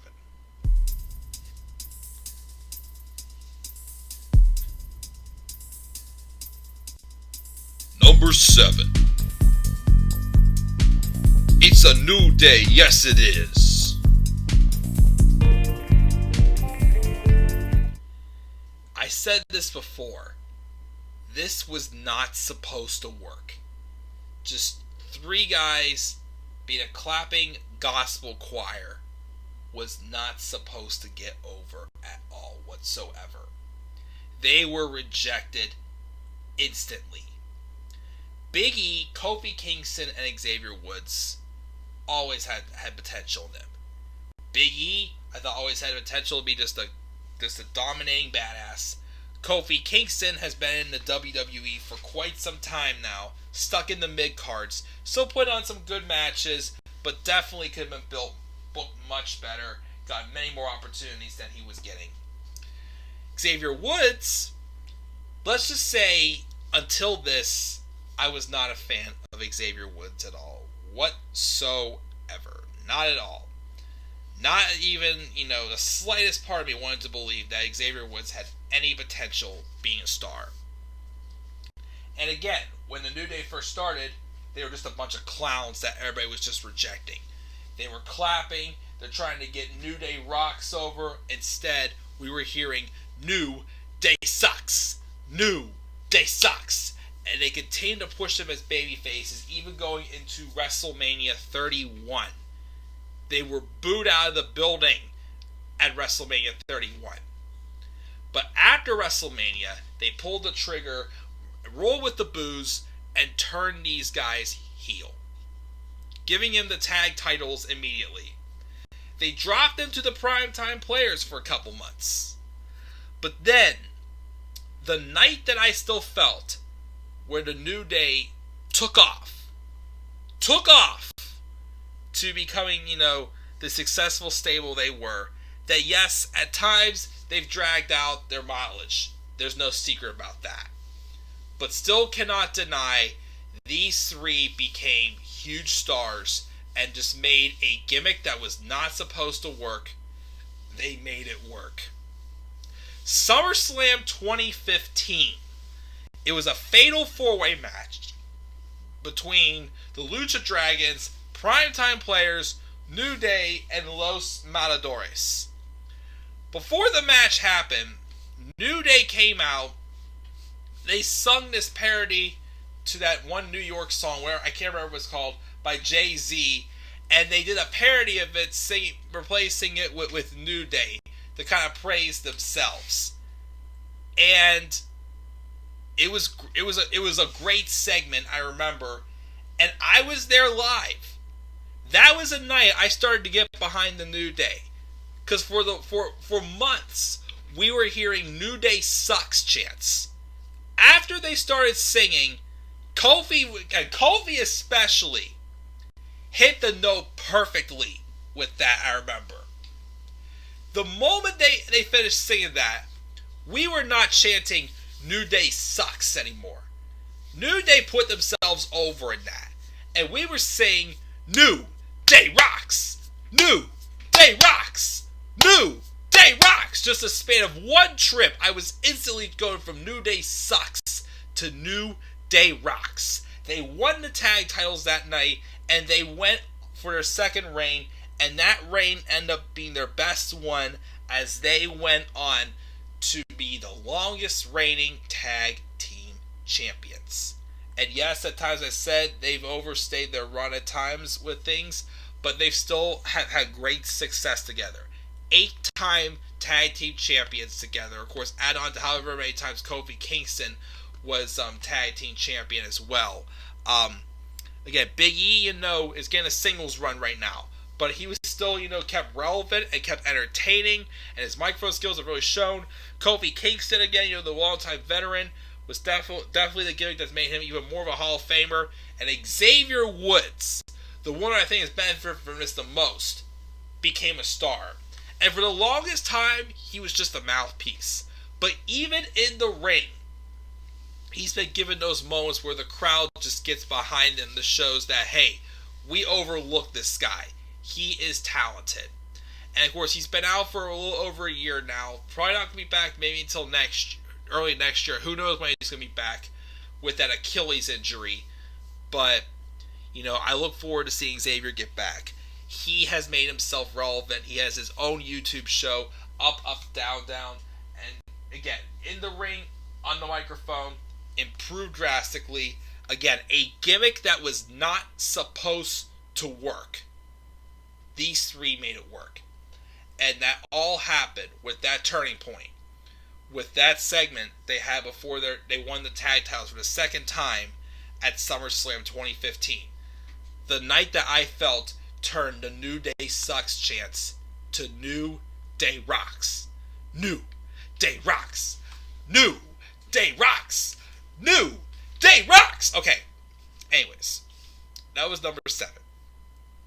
Number 6 on this list is another guy you can maybe say, didn't have as much success as he probably could have because of some bad booking he had. But let's just say this man was not even close to being a Hall of Famer before one of the best debuts that happened. I think it was Bad Blood in 1997 during the first ever Hell in a Cell match between The Undertaker and Shawn Michaels. Somebody else, again, who for the longest time, was going through gimmicks left and right that was not getting him anywhere. But in the moment he arrived, he became a Hall of Famer, a future Hall of Famer, and the devil's favorite demon, and of course now, the mayor of Knoxville, Tennessee.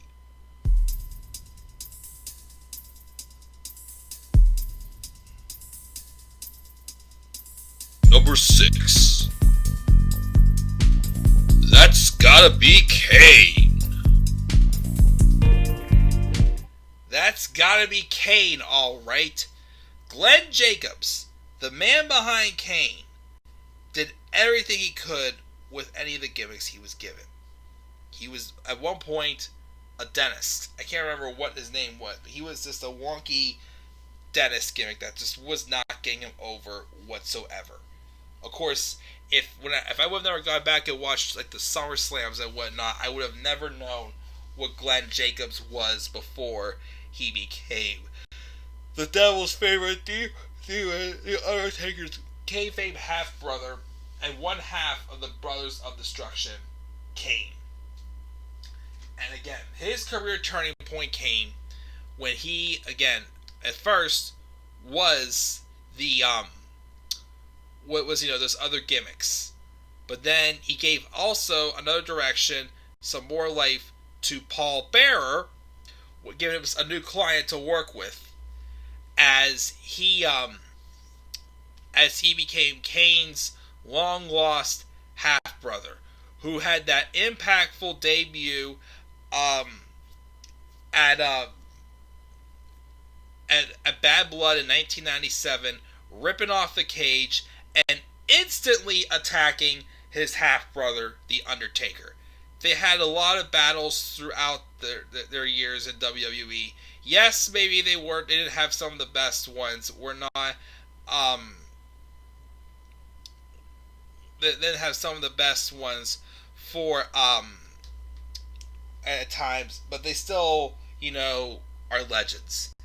Yes, Kane also has had some lackluster booking over the years as well. That definitely could have been better. Like his constant matches with the Great Khali, dear Lord. But Kane still has had some great runs, of course. He's the Devil's favorite demon. Excuse me. I burped, sorry. To a couple other storylines he was involved in that were good. Of course, he was also involved with Team Hell No. And of course, there's other ones you want to forget about again, such as Corporate Kane, dear Lord. You cannot deny, though, the man behind Kane, Glenn Jacobs, is just an amazing man himself. And definitely a Hall of Famer. And it all happened because of this turning point when he went from a dentist to the Devil's favorite demon and Undertaker's half-brother. That's gotta be Kane! Is my number 6 on this top 10 list. So now we move on now to number 5. Number 5 on this list is a women's wrestler who is one of the 4 horsewomen who helped change the business, who helped change the aspect, the blueprint behind women's wrestling in NXT. The only one of the 3 horsewomen members to not get a run with the NXT Women's Championship. Kind of got lost in the shuffle after becoming the first ever SmackDown Women's Champion. It took a brief little heel turn that was not really a heel turn. It was her stating the freaking truth and finally not living in the shadow of her best friend. And began at SummerSlam 2018, instantly became a huge star. Even though the WWE tried to make her the most hated woman in the company, she became the most loved woman in the company.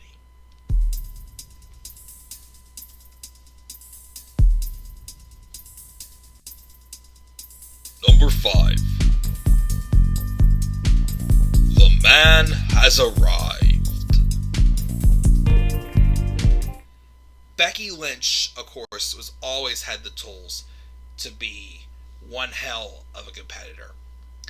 But she didn't hit that high note until SummerSlam 2018. Again, in NXT, she was doing amazing things. But she was the only one of the 4 horsewomen who never had a run with the NXT Women's Championship. She had her opportunities, but she came up short. Gets to the main roster. Was part of, the women's evolution, or you want to call it. And of course, she still hung around in the main event scene pretty strong.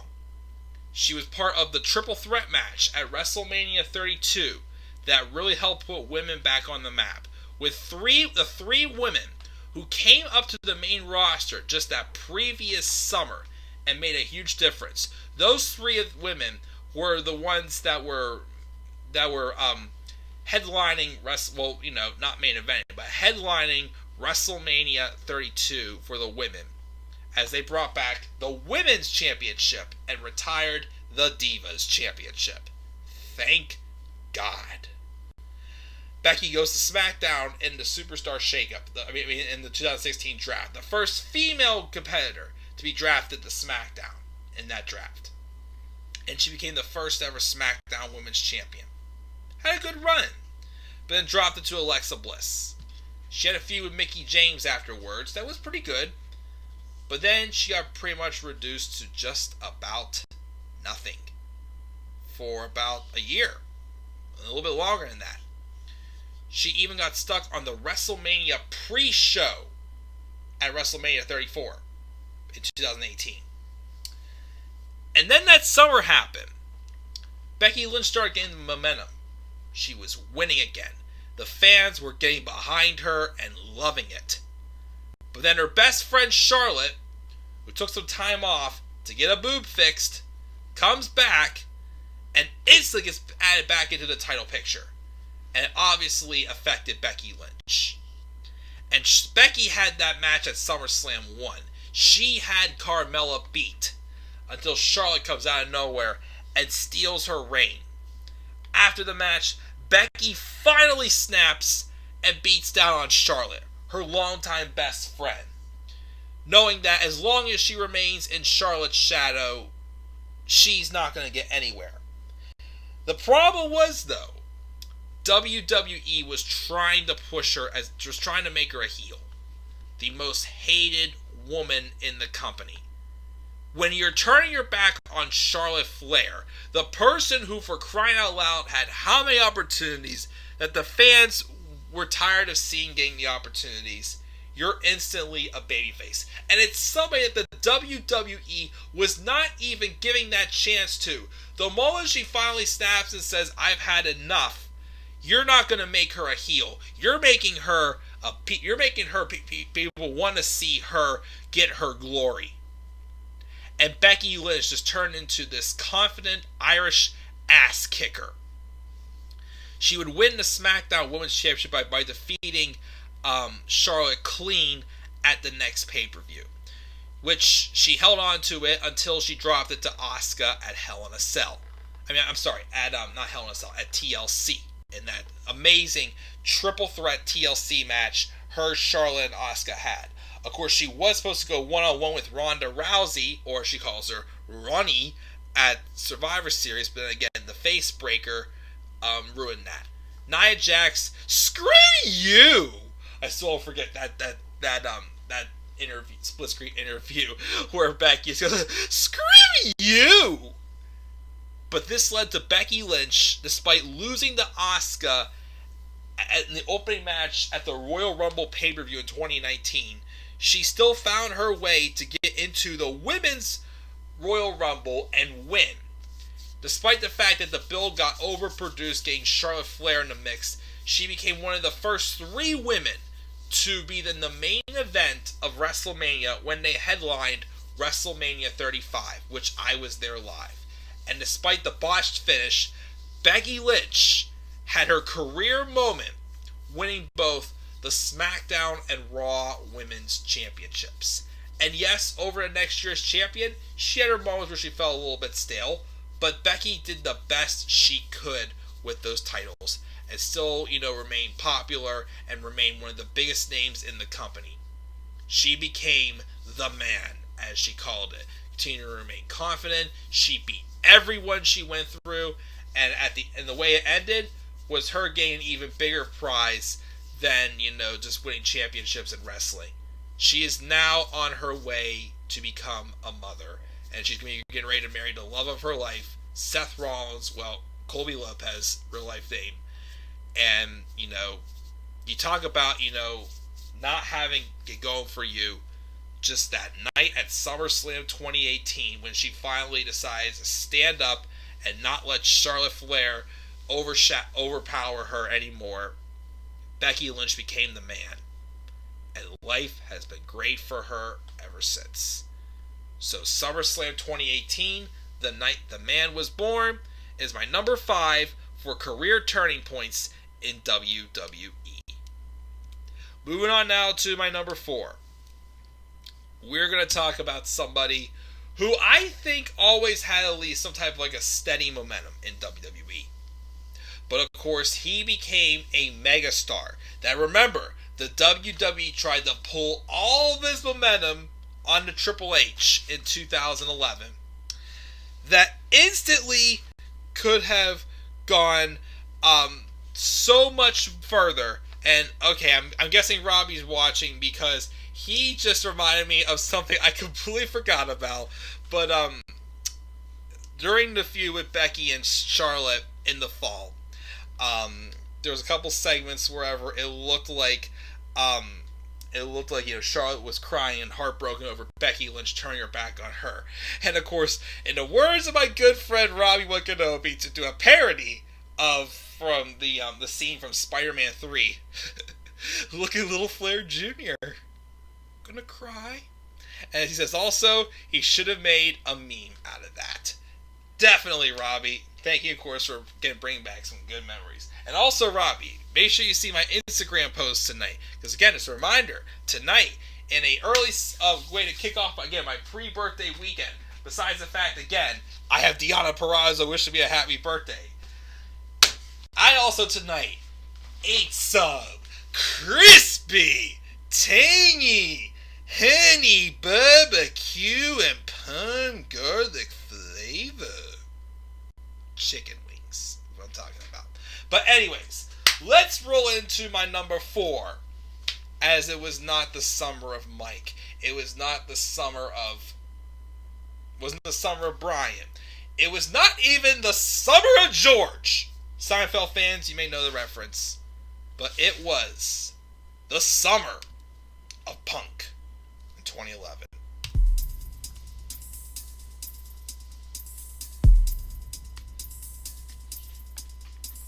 Number 4. The Summer of Punk.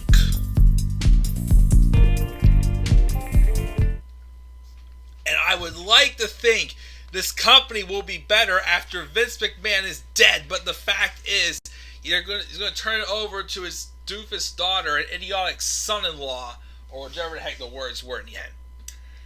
That's what happened back in the summer of 2011, when, I think it was the June 27th episode of Raw, I think it was, when CM Punk cut a pipe bomb.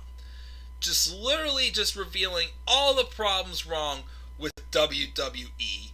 And there was so much truth to that the fans even saw, instantly rose him to a mega star. Now, CM Punk in his 6 years in WWE was always a star. He always had some type of solid momentum. From the beginning of his run with ECW to Paul Heyman, of course, being behind him pretty good, except for the fact that Vince McMahon was not, and instantly tried to ruin him. But then he had 2 runs as Mr. Money in the Bank. He was World Heavyweight Champion on SmackDown in 2008 and 2009. Before he pretty much got squashed by The Undertaker in 2009 at Hell in a Cell, but instantly grabbed onto the Straight Edge Society, which was good, but they definitely could have done much more than that. He was also the leader of the New Nexus at the beginning of 2011. But then finally, the Summer of Punk was when Punk finally agreed to do things his way. Instantly got himself over with that pipe bomb. Just instantly showed that that man is one of the best to ever grab a microphone. The voice of the voiceless was literally going to boycott the WWE. Just throw off their game, as his contract was set to expire on July 17th, 2011. And even him in real life was considering leaving the WWE.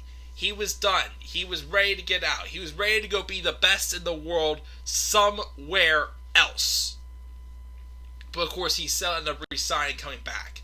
They brought real life into this storyline, leading to that legendary, one of the greatest of all time matches at Money in the Bank in 2011. CM Punk's hometown got a huge hero's welcome. People wanted to see him win that championship and literally leave the company with that title, and that's exactly what he did. It was an amazing match, that I wish I was a fan watching back then. Like, that's a match that I wish that I was literally, in real time, a wrestling fan. Going back and watching it, yes, I still thought it was an awesome match, but I definitely would have even cherished it even more if I would have been able to watch that live. He came back, of course, and yes, they tried to ruin him. They tried everything in their power to pull all of Punk's momentum off of him as they tried to transfer that onto Triple H. Didn't work, WWE. He would go on to have a 434-day title reign as WWE Champion, including a heel turn where he turned on The Rock.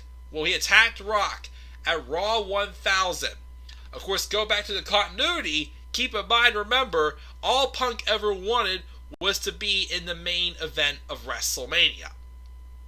And The Rock got in his way 2 years in a row where Punk should have been in the main event of WrestleMania. At WrestleMania 28 and WrestleMania 29 especially.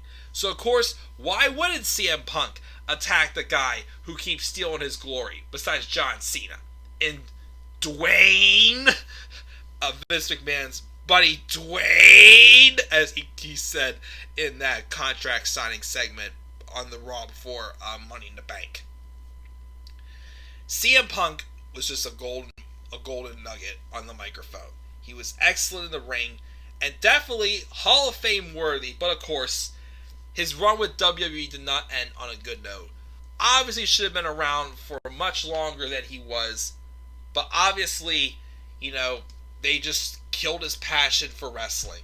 He wasn't enjoying it anymore, and he was just the new life he found after WWE. Even if he got his ass handed to him in UFC, the man was still happy. He got to even come back briefly whenever there was WWE backstage that I wish I would have been able to watch more of. He got to come back and just be him and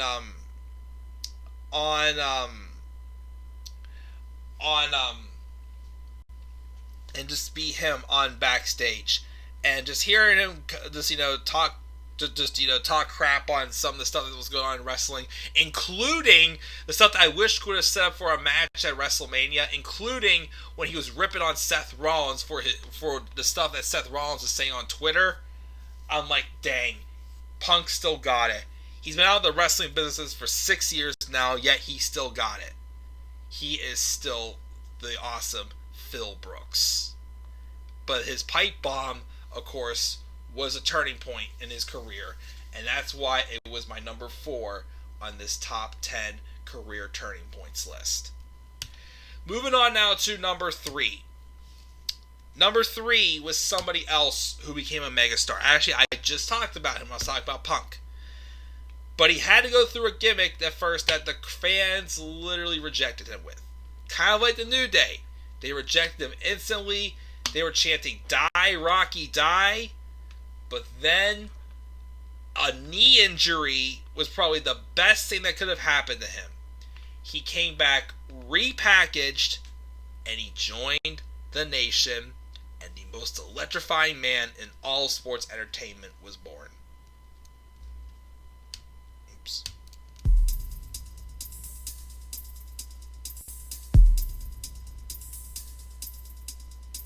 Number 3.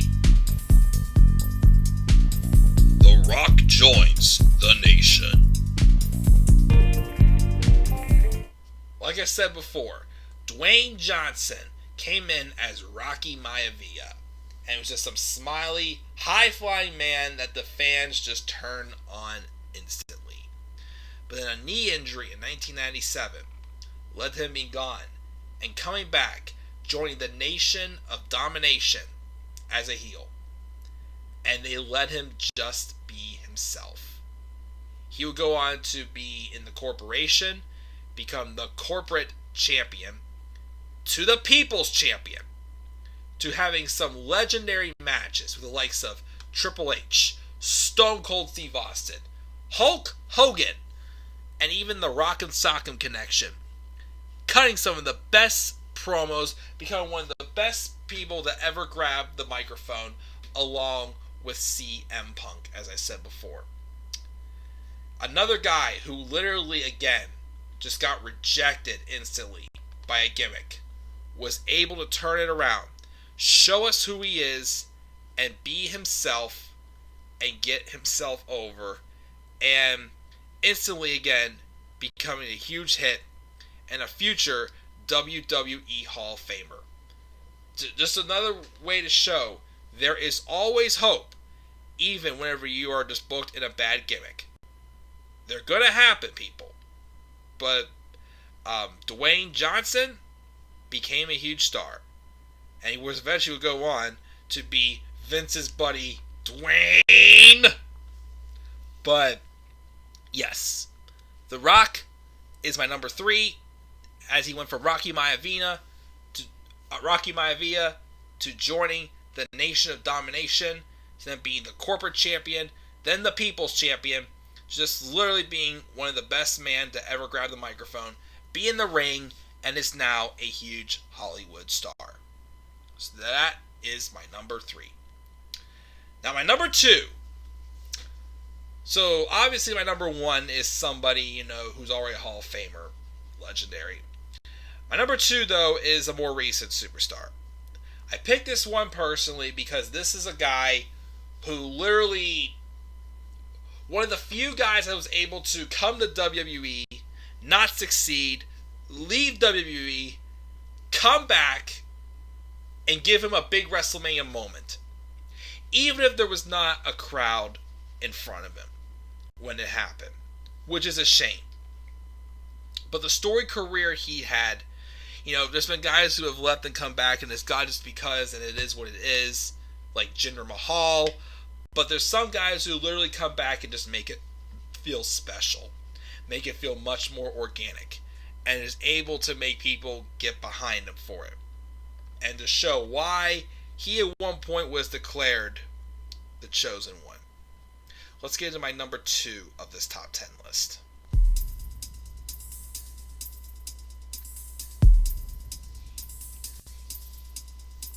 Number 2. The return of the chosen one.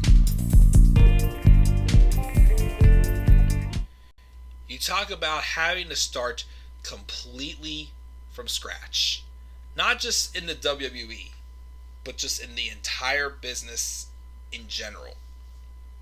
Drew McIntyre came into WWE about 10 years ago, and he was immediately the chosen one. Vince McMahon hyped him up as a future world champion and the face of this company. Unfortunately, his first time around, it didn't work out for him. He was in 3MB. He just wasn't really hitting it off on all cylinders. He was even part of a segment on SmackDown, I believe it was, wherever 3MB screwed up and they on live TV said, "Can we start this over?" Acting like it was being taped. Instantly a turnoff, right? Well, of course, McIntyre still wasn't hitting it off, and in 2014, he got fired. But as he says now in his promos today, being fired was the best thing that ever happened to him. He literally started over, reinvented himself, bulked himself up, went into different promotions as Drew Galloway, and just ran roughshod, and it was in their main event scene. 3 years later, he found himself back in the WWE first going to NXT. The pop he received when he was shown in the crowd at NXT TakeOver Orlando getting a hero's welcome back, knew instantly that this man had reinvented himself and he was ready to take that spot that he wanted to have when he first came to WWE 5 years earlier, or earlier than that. Sorry, like 7 years earlier than that, whatever the heck it was. So his brief run at NXT led to him being NXT champion. He came to the main roster. He was with Dolph Ziggler for a while, and when they finally cut him from Dolph, he wanted to have a good singles run. Yes, it took him a little longer to get to where we had hoped to for a while, but then when he had turned face at the beginning of 2020 and was just showing more of him, felt even more organic than he was when he was a heel, which he was good as a heel. But him turning face, he just felt like him.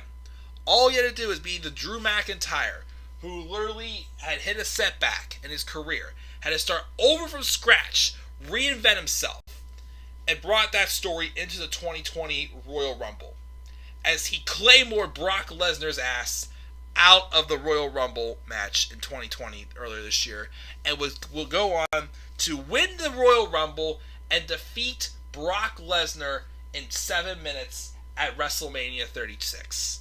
Yes, fans being there would have made the moment even better and bigger for him, but Drew still, I think out of anybody I've seen has done an excellent job as world champion during a time where there's no fans. I mean, yes, I'm glad that he is getting some fans, with, the whole Thunderdome experience. Fans are definitely, again, just watching him, giving him the reactions he deserves. And I think he's making the best out of this opportunity. It's not just like, okay, it's just barely surviving. No. This is a title reign I am going to remember. And again, just somebody who had to instantly start over from scratch, be the underdog to come back to get to that spot where he should have been several years ago is just an unbelievable story. And to me, one of the successful guys to prove that you can come back to the WWE and be successful after reinventing yourself. As opposed to some guys, of course, who have left WWE and not come back to, show they don't need the company. Drew McIntyre, though, has been one of the few to leave WWE and come back and be more successful than he was the first time around. And it's believable. And again, like I said, all they had to do was just tell that simple story from the very beginning of his return to the company. So Drew McIntyre is my number 2 for comeback. I mean, not for comeback, for career turning points, is when he had got fired back in 2014. So we're now finally to the end. Number 1. Number 1, of course, is a Hall of Famer. It is somebody who became one of the greatest of all times, despite having limited run due to a severe neck injury he suffered at SummerSlam in 1997 against Owen Hart. But he was also the cause to start one of the best eras ever in wrestling history, the Attitude Era. One of the best feuds of all time with Vince McMahon. Some legendary matches against the likes of Rock, Shawn Michaels, Triple H, so many others, and even others he could have had more feuds with if it wasn't for his career-ending injuries. But just a man that had a successful, unexpected double turn at WrestleMania 13 to make him one of the biggest stars of all time, and definitely in the top 5 of all time.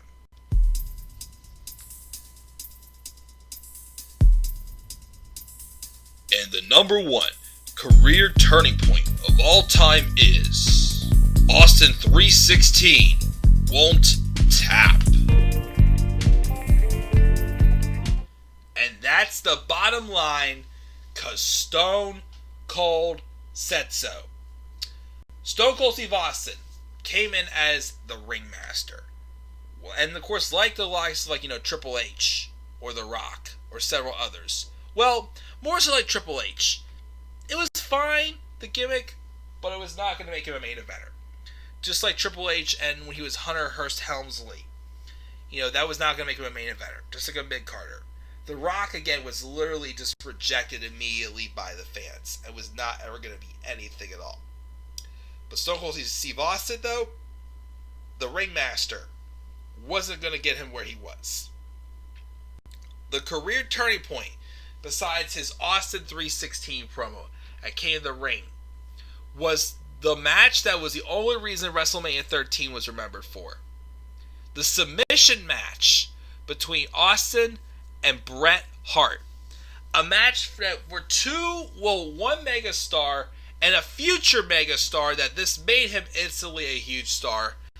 That was definitely a way to put the both of them over and succeed in one of the best double turns of all time. And one of the best face turns of all time in this submission match. The crowd violently was rejecting the babyface of this match, Bret Hart, in this match.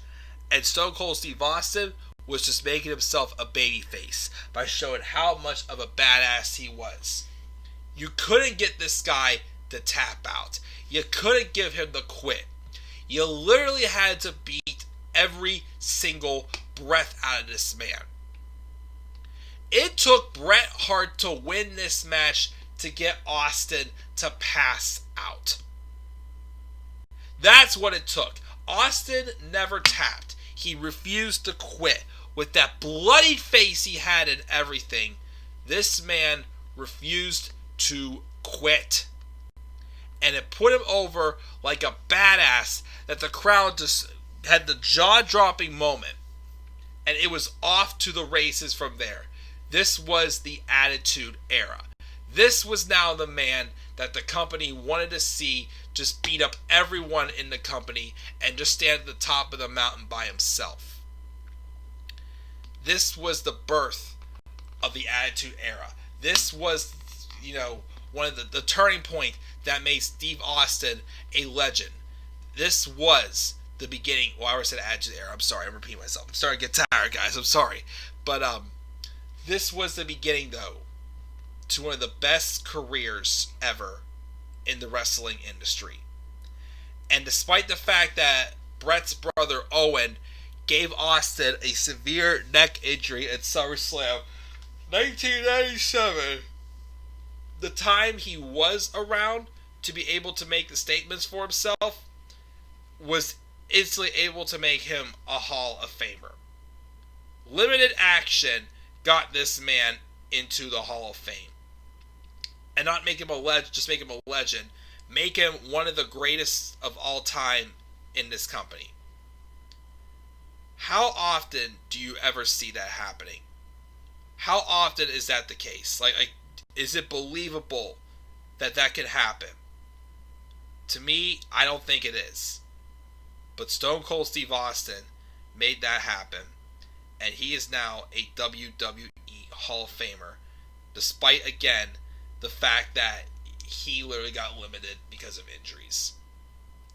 And that, my friends, is my number one for career turning points of all time. Oh boy, and that's going to do it for this special live stream. I am tired, man. So, as I said in the introduction, I'm trying to bring these back again. Again, I thought this was a good time to bring them back. For now, though, I'm doing these once a month. Not sure what the topics are going to be. I'm not sure if I'll do a best and a worst all the time, or maybe just a best at one point, a worst another time. I don't know.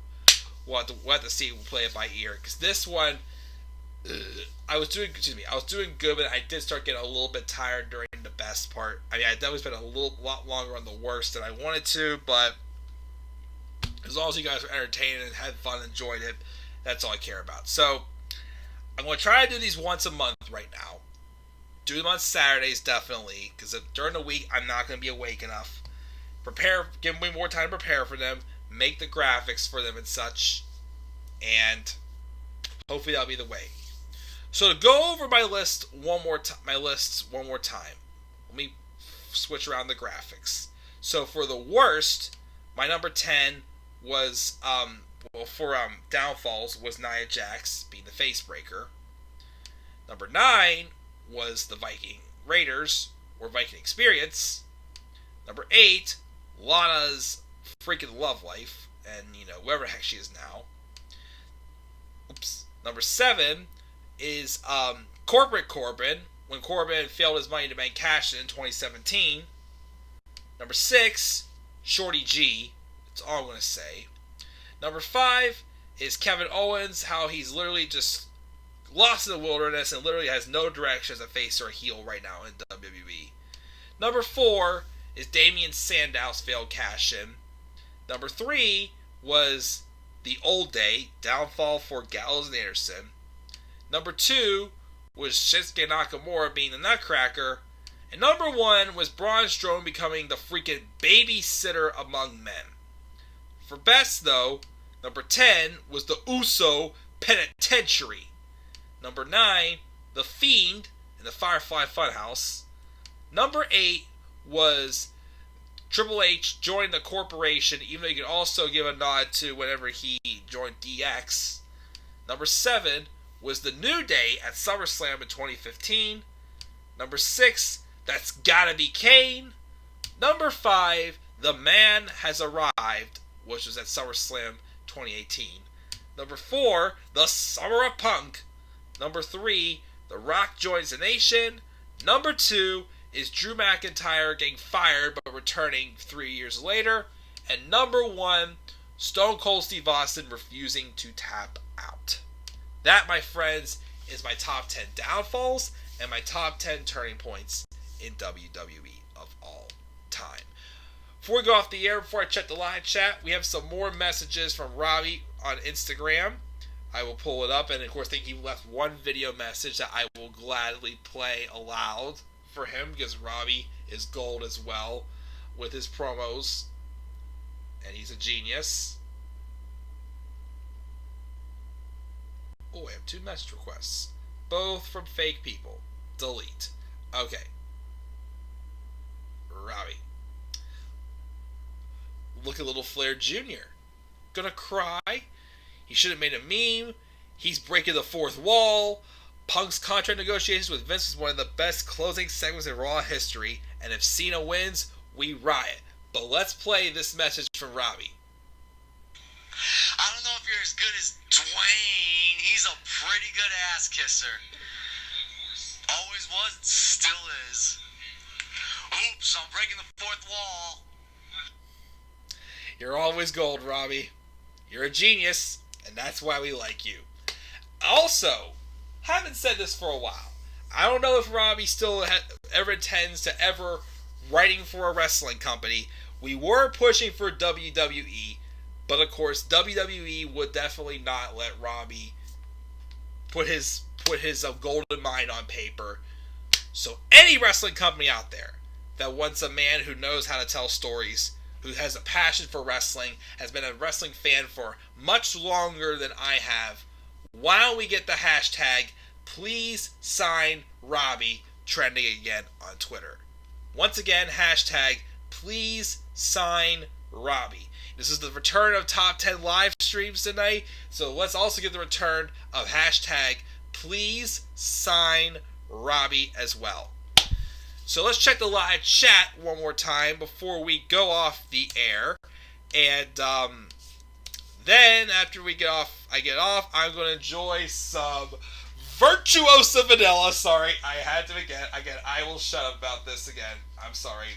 Just excited. Deanna Purrazzo wished me a happy birthday. Still be able to meet her, to actually thank her in person someday. She didn't like my tweets on Twitter. Oh well.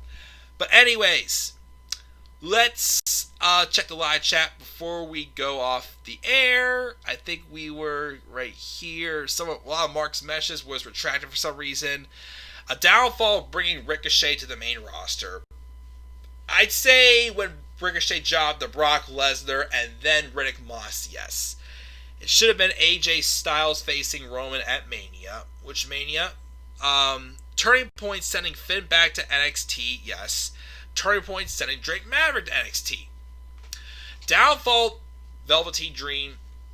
I definitely agree, but I didn't want to get into the allegations again. AJ should have been the one to break Punk's record, not Brock. You mean Rock. Well, AJ wasn't in WWE yet. The Rock's career turning was Survivor Series in '98. Drew winning the WWE Championship at Mania was on my top 10 list. WWE and WCW pay-per-view endings at number 10. Nice. AJ needs a Punk pipe bomb promo like Punk and turn face, which would be nice. Downfall of the Bar. Add Mustafa Ali to the SmackDown and Raw roster. I wouldn't say SmackDown, but definitely Raw for Mustafa Ali. WWE versus AEW dream matches. NXT versus main roster dream matches, maybe. WrestleMania 37 should be AJ versus Roman. Would be nice. I don't think we're going to get it. I think WrestleMania 37 should either be Roman and Big E or Roman and Keith Lee. That's what I'm thinking. AJ and Roman, though, definitely love to see. But I want to see those matches happen at WrestleMania. But guys, with that being said, it's been almost 3 hours. Thank you again for joining me live. Again, I had fun. I definitely love bringing these back. I hope they continue to do these again. Like I said, for now, let's stick with just once a month. That way I have time to prepare for graphics and put out a more thought out list. Again, I like my turning points list. Downfalls, I was not too sure. Yes, ring post-itis. Enough said, as Robbie says on Instagram. But yeah, so again, one Saturday a month, I'm going to come up here and still try to do these top 10 streams. If I'm able to do it more often, I'll start doing it more often. But again, guys, it's just a play it by ear thing. So whichever one I do next, we'll see where it goes. So guys, thank you for joining me live. Again, guys, what are your downfall moments for WWE's superstars' careers? And what do you think were some good turning points as well? Make sure to leave that down in the comment section below. Slap a like on the video. Subscribe for more content on my channel. Follow me on Twitter at DemandAirboy93. And with that, guys, I'm checking out. Have a great night. I'll see you guys probably, maybe not till Tuesday, which will be my birthday for Raw. Probably not going to review Raw after the show on Monday. But I will creamy, chewy, soft baked Zelina Vega ice cream flavor. I know Robbie's enjoying that. Again, for me, I put them away. I'm sorry, I put the photos away. It's that Virtuosa vanilla flavor. But that's gonna do it, guys. I'm checking out. Have a good rest of your night. I'll see you guys all in a few days. Have a good rest of your weekend. Peace out, everybody.